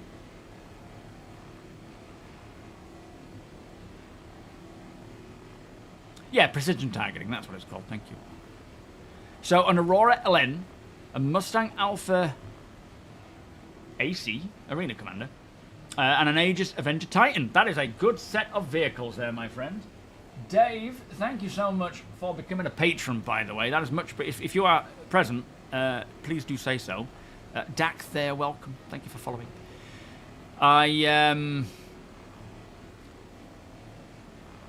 The Aurora LX was my first pledge, and I still have it today. But the Avenger Titan I got gifted in 2015, and it is in desperate need of a gold standard pass, but still one of the best bang for buck ships. So with that, you can start doing hauling missions. No more than 8 SEU though, otherwise you'll have to do multiple trips, and I don't know how consistent that would be. It might not quite work, probably. But yeah, absolutely. Start with that ship. Start making some money. And again, if you want people to play with, we are here. But there's plenty you can get on with that. Even combat missions, ghillie missions are a good one to start practicing. Dogfighting, you got bounty hunting, which scales in difficulty, just like the ghillie missions, but they get a lot harder. You've got, you can just do off-gridding, scavenging items as you fly around and find them. Dave, how you doing, mate? Thank you so much. Let me get you some beers and party. Thank you for joining my patron, my friend. Have some 07s there, sir. July the 4th, 2013 on the homepage, but if I remember correctly, I got that 100i pledge from my brother in 2008, 2010. I don't think that's correct for the 100i Ruffy, you crazy person. Considering the Kickstarter began in 2011. Did you miss out a one? I mean, the 100i came out way after that as well. I know you're lying. Smell that. You could, yeah, you could run bunkers. That's a good one. If I remember correctly. Yeah, you don't remember correctly, Ruffy. I can assure you.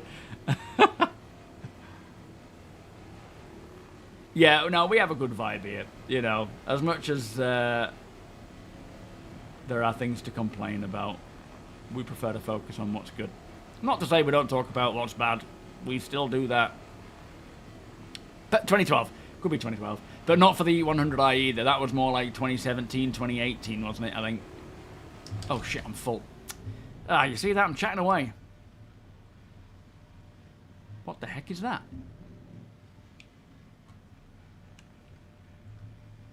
Are you firing off your railgun again, Apoc?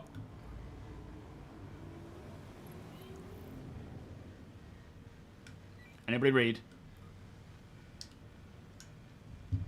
Flipping VoIP. Let's try this again.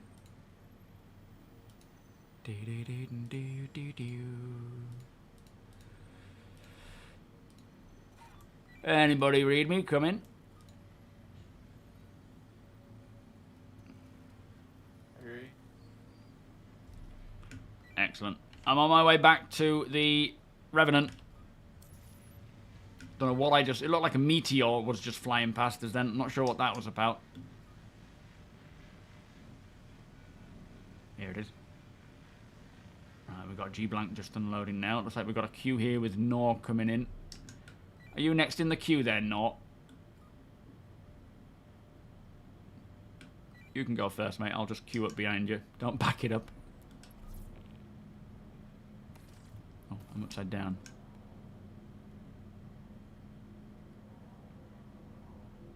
Oh, Fallen wants to unload as well. Flippin' heck. I'll wait.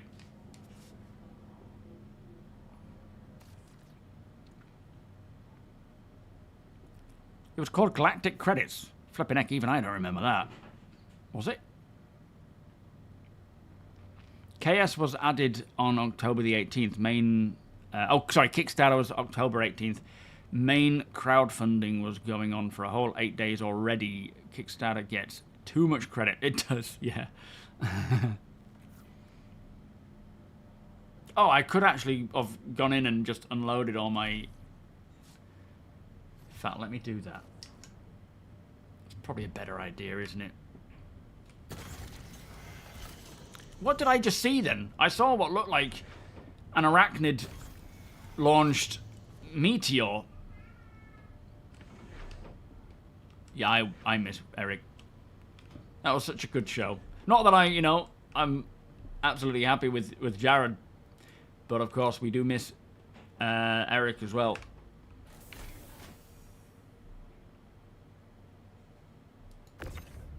Best way to do it, Ramoy.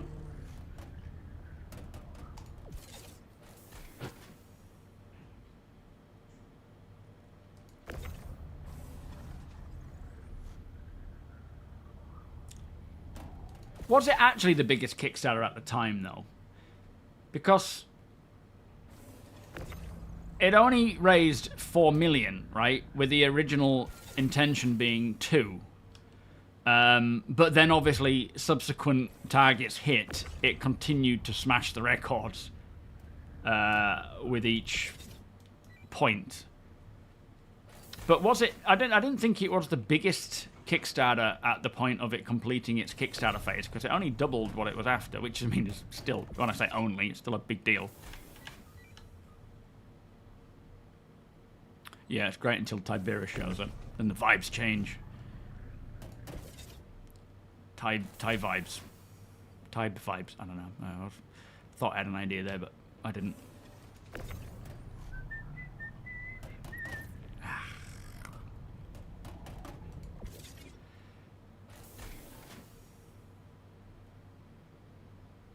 Oh, fair enough.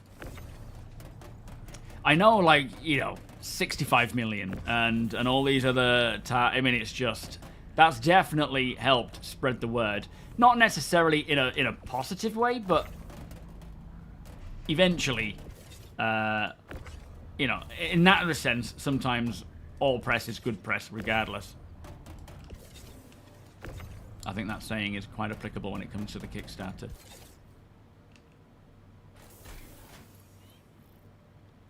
PC gamer. I honestly don't know whereabouts I first heard about it. All I know is that I just got a PC and I was, open to the world of early access, which as a previous console gamer only, we never really had that as early access games. So I was like, oh, let me check out all these things. Interstellar Marines was probably one of the first games I ever picked up for the PC in terms of like early access. But yeah, then I remember seeing that video with Chris. I think it was the Kickstarter video where he was showing off the Bengal and he was running around inside. Well, you didn't even know you were in a Bengal at the time. You were just running around on the deck, and then all of a sudden he flies out of the Bengal in a cockpit of a Hornet, and it's like, holy Christ, what is this? talking about 6 degrees of freedom and whatnot, and it was just, that sold me there and then. Since then, it's just been one heck of a different ride every single time. Ah. Need some lights on here.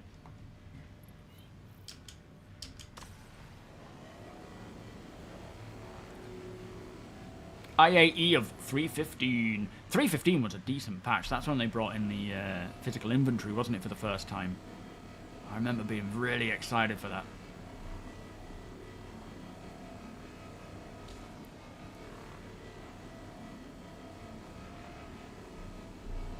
Oh, you couldn't even get into the first hangar module because your rig. I think my rig was a 3300, sorry, 3330 i3 or i5. Might have been the i5, I can't remember. It came with a GT240, but I instantly upgraded it to a GT660. Got Metro free for that, and I'd already been playing through Metro on the Xbox, but got into a position where the autosave screwed me, and I would literally just spawn in, like, it would load up, I'd die. I'd load up and I'd die, and I couldn't get past it. So I remember for the first time seeing NVIDIA physics with the fur on the animals, and I was like, holy moly, this is so much better than on console. And then getting used, oh no, Armor. Armor was the first one I bought. Of course, that's the whole point I bought the PC, was for Armor 3. But that was hard, because I was getting into a mill sim where it's really punishing without having any experience on mouse and keyboard. So that was a bit of a crash course. And then there were the other games like Metro and things. But yeah, no, I just immediately started following Star Citizen when I found it, and listening to Dr. Hawk, Tactical Advance. At the time, there was WTF Saurus doing his 24-hour streams as well.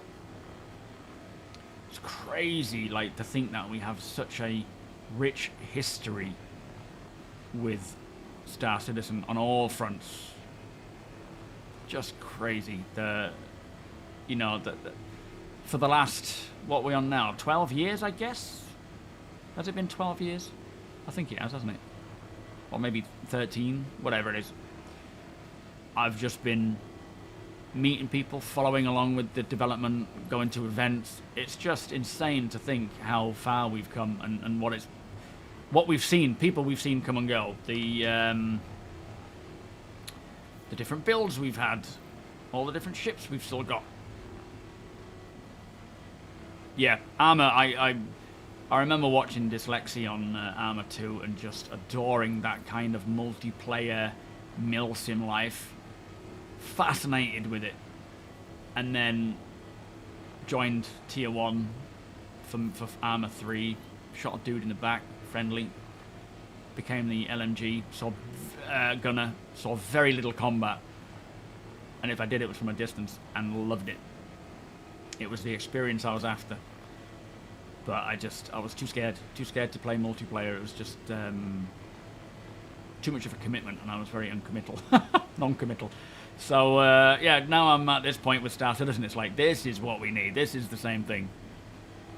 No, I too much time for.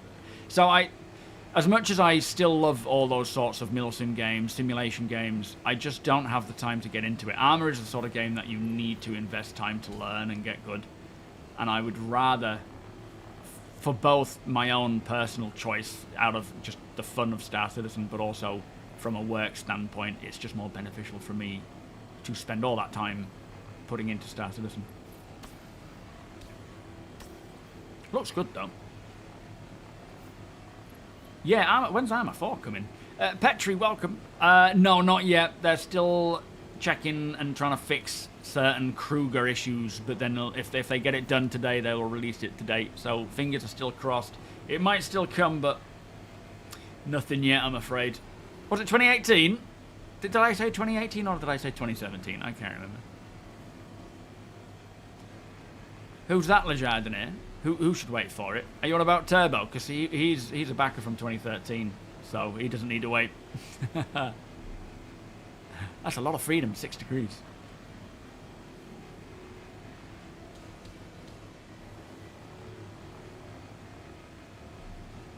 You were literally thinking, what was Chris Roberts up to? And you checked. That's crazy. I mean, I never knew of Chris Roberts before this. So, I'd seen his films like Wing Commander and other, you know, things he'd worked on, like Lord of War and produced and whatnot. But I'd never knew who he was or what he did.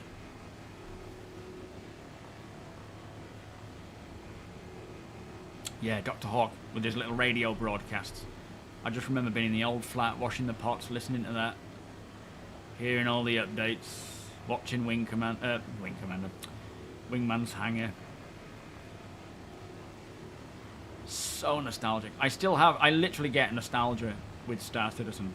I felt it recently. That's why I started learning Xi'an again. For some reason, just out of nowhere, I just suddenly had this nostalgic feeling like Star Citizen was back in the old days, and I just wanted to get playing, and I wanted to read a lot of the lore and learn Xi'an and catch up with some of the latest, you know, re-watch CitizenCon stuff again. Just out of nowhere, just suddenly felt like it. I don't even know why or what happened, but yeah. I like it when that happens. Oh, SLI 6.8 is... Don't really do that much anymore, do we, with SLI? Is anybody running SLI at the moment? Seeing the original version and where we are now, the Kickstarter began when I was 17. It's been cool growing up with a project as cool as Star Citizen. Yeah, it's kind of like... As much, like I said earlier today, as much as it's taking a good amount of time, not anything out of the ordinary for a game, but it's still taken a decade and a bit, right? I certainly every day feel like I picked the right game to not just play and be a part of, but cover as a content creator. Like, if I'd have picked anything else, I would have had to have switched to a different game by now, because the hype on it would have gone. You know, like Fallout, for example, there would be a new one out, and I'd have to switch to that one, and I'd have to do videos on that one instead of the previous one. It's just such a strange concept.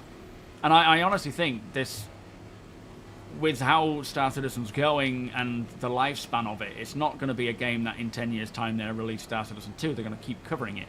And we could be and should be talking 10, 20, 30, even 40 years, even for the foreseeable. If if people are still playing it, this game is future-proofed.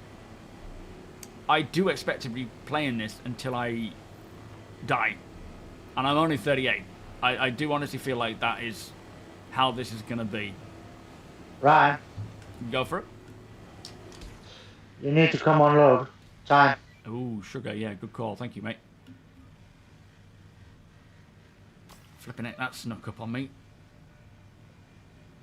And we've got to find it. It's so funny how the big ship is here somewhere. I've just got up. There it is. Just park under 4. Right, will do. Yeah, the Idris is around. I just need to see it.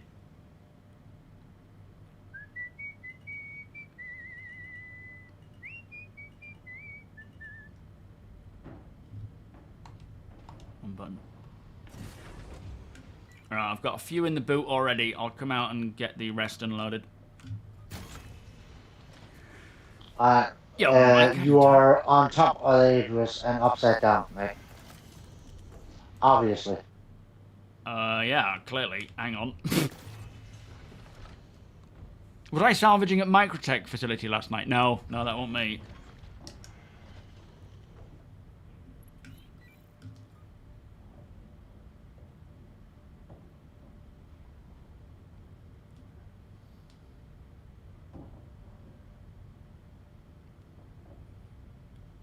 Am I in a good position here?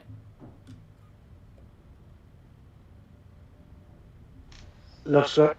Roger. Oh, NVIDIA no longer support SLI. Oh, there you go. I missed that. Thank you for trying to warn me, guys, that I need to be unloading. I obviously don't pay attention to chat nearly enough. Cheeto, how you doing? First thing you heard of Star Citizen was during the Kickstarter. Created my account and tried the Hangar module in 2014 and finally pledged in 2016 during the Gamescom demo. I love that Hangar module. I really enjoyed that. It was nothing more than just a hangar with your ship in, but still. Time funds when you're having flies. Yeah, absolutely. I'm going to use that one. You only have to look at how long lasting, other games last. Absolutely. Even like Eve. Eve's a prime example of a game that is very deep, but not in terms of like, you know, ship interiors and FPS and whatnot. But it is still a really deep game that has been going, what, 2-3 decades now? SLI's making a comeback, oh, but for workstations. Ah.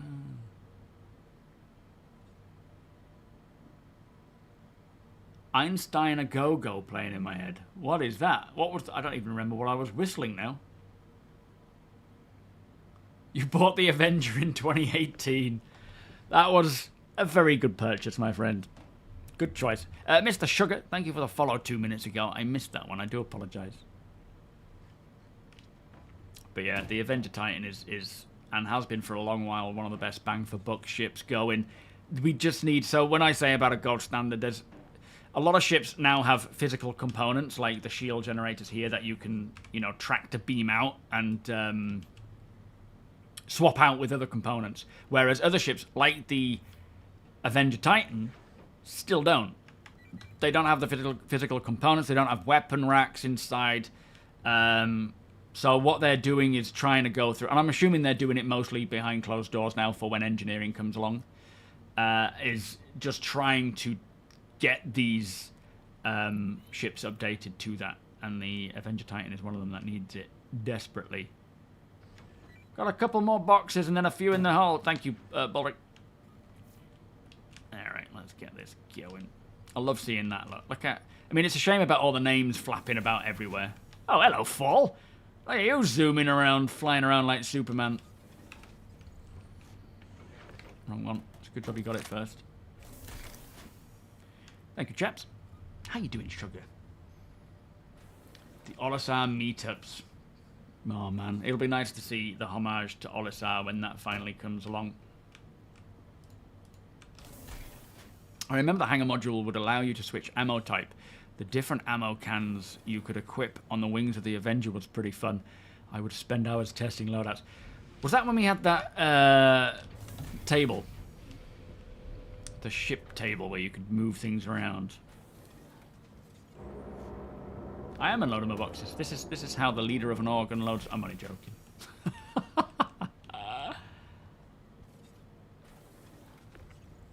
Yo, Cosmic.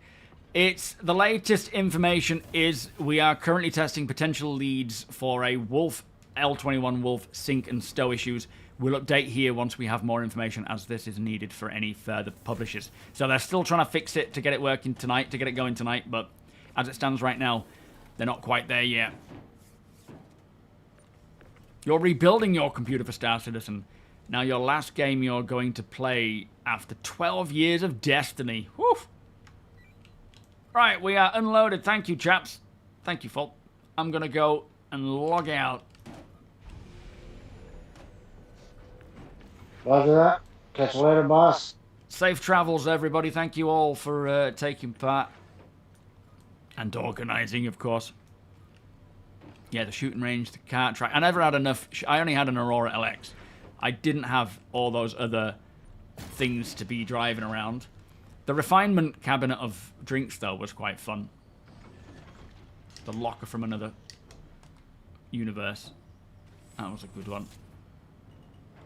Bye-bye.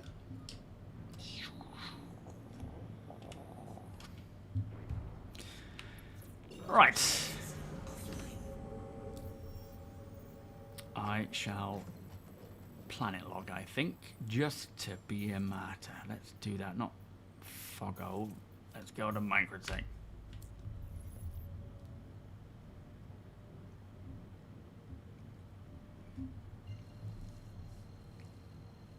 You got a pioneer. Oh man, can you imagine just when it comes to building?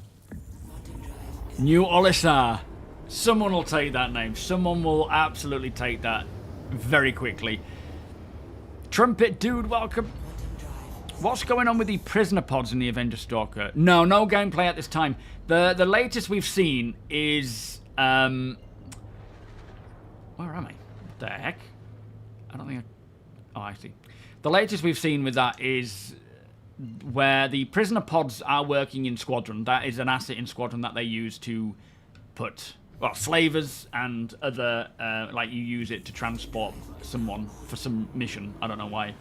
But they are essentially the same sort of thing that will be happening in the PU. But yeah, we don't have that. That'll be necessary when we have the bounty hunting mechanics. The bounty hunting mechanics are probably held up by things like the signature system and the radars and scanners, which are very much in the works. I don't know how long is left until they are done, but they are being worked on already. But yeah, I think there's no point in bringing those sorts of things in until we have the option to actually capture a bounty and put them in. But we need various other things first, other systems first, before that can work. People on Spectrum are saying the hangars are causing issues with random ships, like apparently the carrick doors don't work on the PTU. Oh, I don't know. I haven't tried that. Has anyone else found that? Blooming instanced hangars. Nightmare ever since they came along. Oh man, this world is so beautiful. Oh, there's a ship here actually. A Mustang. I'm not going to land there because if I try and spawn back in again and someone lands where I was, it may cause a bit of a problem. D's welcome. What do you mean putting new ships on the PTU? They are on the PTU. Nothing further from CIG. Thank you, Wonko.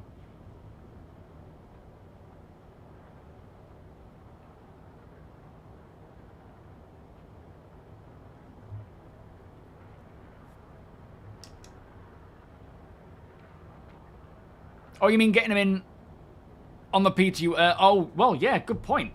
If we'd had the Kruger released on the PTU for a duration of time, I mean, it might have just not been ready until they brought it in. But yeah, leaving it till last minute has obviously revealed a lot of problems. Unfortunately, this looks like a nice little gentle spot for me.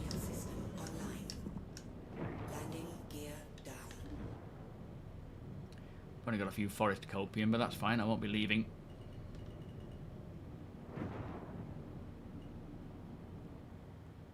Not been here before.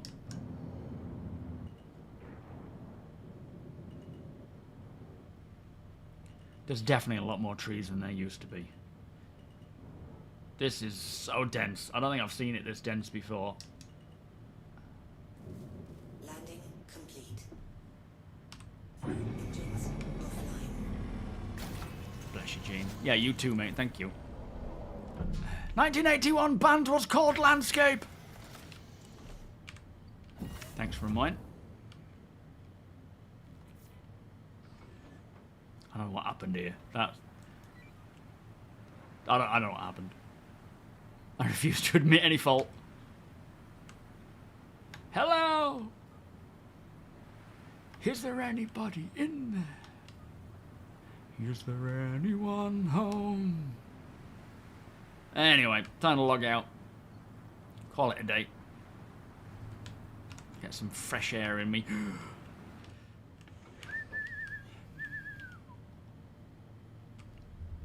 How long was the Asgard in testing? Was that also one that they only put into the PTU briefly? But yeah, I think definitely get them in testing quicker so that we can at least test this stuff before trying to push it to live. He just really wanted me to know the name of the band, yeah. Oh, man. Oh, tired. For a second there, I thought I might have done the wrong thing, but I meant to log out there. That's good. Anyway. So, as it stands right now, 4.3 is having some issues with the Wolf, which they are working to fix, at which point they will then push it to live. Now, that could be tonight, it could be tomorrow, it could be after the weekend. I assume if it doesn't come tonight, it'll come tomorrow. I don't think they'll leave it over the weekend. I think they'll just get it out when it's ready. Yeah, it's causing... Well, it's not... No, the issues with crashing seem to be fixed. It's now issues with the Wolf sink and stow issues. They said that the actual crash issue seems to have been resolved, which is good news, but it's still, you know, causing other issues. So, I guess they just they're trying to hold off on spoilers maybe with not putting ships in. But they definitely need to get them in for testing. Doesn't matter about spoilers, just get them in testing. We're talking about 4.3 fruit. There's an issue with the Wolf, the new ship, which is, firstly, it caused crashing. They put a fix in for that overnight, last night. That's working. They're now working on sink and stow issues. Once they get that fixed, they'll push it out to live. It could be tonight. Hopefully it's tonight, because it would be great. You know, kicking off the weekend with a brand new patch. We still haven't even heard about the Vulcan tech preview, Vulcan and AI tech preview test, which last we heard is they still intend to roll that out today. I don't know if... I can't imagine that anyone working on these Wolf problems are also supposed to be working on the Vulcan test. I assume they're different people handling it, so they could still both come. But hopefully we get an update on that tech preview test, as I would really love to be able to take part in that. And if it goes live tonight, I might be able to, but it depends on how tired I am, so we'll see. Other than that, if you check out my latest video, that covers what is coming in 4.3, also what is coming beyond 4.3, updates with various videos that we might see and so on, and the current, well, not the most up-to-date information about 4.3's release, because we've got that now. Sink and stow. Yeah, I could see that working. Ready for some Wolf and Vulcan. Yeah. Yeah, I'm tired now, so by the time I've cooked, eaten, worked out, and then come back in again with this sort of heat, I'm not sure how that's going to go on. So 2 events tomorrow. Let me shout that out. If you're in the org, we have a couple of events going on tomorrow. Let's take a look. We have the event grind with the Revenant. Now, that will be on regardless of whether it's 4.3 or 4.2.1. So, starting at 9 AM tomorrow morning, Deacon will be loading in, bringing the Revenant, the Idris. If you want to take part, hook up with Deacon in the morning, jump on. Discord is mandatory, but the mic is not, as we've said. And grind towards the rest of this resource drive stuff. Also, tomorrow at 2 PM, so that'll be going on 9 o'clock till 2 PM. At 2 PM, it is a trade meet on the Revenant. That will be 4 hours duration until 6 o'clock. And if you have things you want to buy or sell, be that a weapon, be that a component, you know, Wicklow items, anything and everything, come along. You can either trade it with someone, sell it to someone. If you just want to, if you're looking to buy something, if you're just, you know, around playing that time and you're after something specific, head on down and just see what there is available, and you can buy away.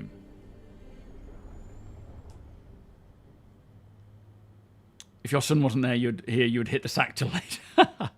Oh, I know that feeling, Rhino. But yeah, so plenty of stuff happening if you are in the org. Thank you for that, Deacon. Thank you, everyone else. Not much more to say, I don't think. We will see what happens tonight with 4.3 and the Vulcan test, and hopefully we have something to talk about, right? Something to test and get on with. But let me pass the stream on to somebody else. Thank you all so much for joining me. It is an absolute pleasure hanging out with you all.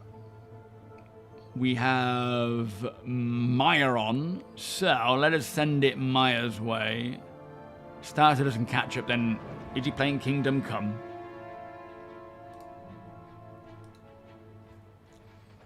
You have a ship full of items. Do I have to get them off on their own? No, not necessarily. If you... I mean, I don't know where the trade meet is happening, but you can park your ship outside of the Revenant. Usually we do the trade meet in the middle of nowhere in space because it's hard for people to find us. But you can park your ship on the outskirts and invite people in to have a look at what you have, and if they want to buy anything, they can then make an offer. But it would be beneficial if you have certain items to bring in so that people can see it. It just depends on if people want to EVA over to check them out. By all means, join up and tell them, though, what you've got. Oh, I'm sending it Maya's way, because he is doing starcitizen stuff.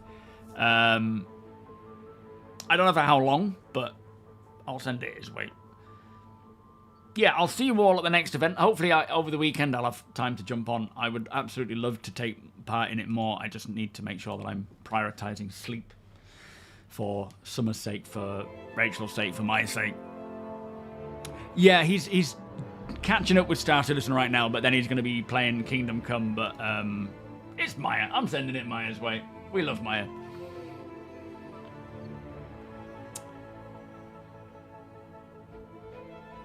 And yeah, people like Anna are obviously big. They've got a lot of viewers. Not that I am opposed to doing that, but of course, helping spread the love.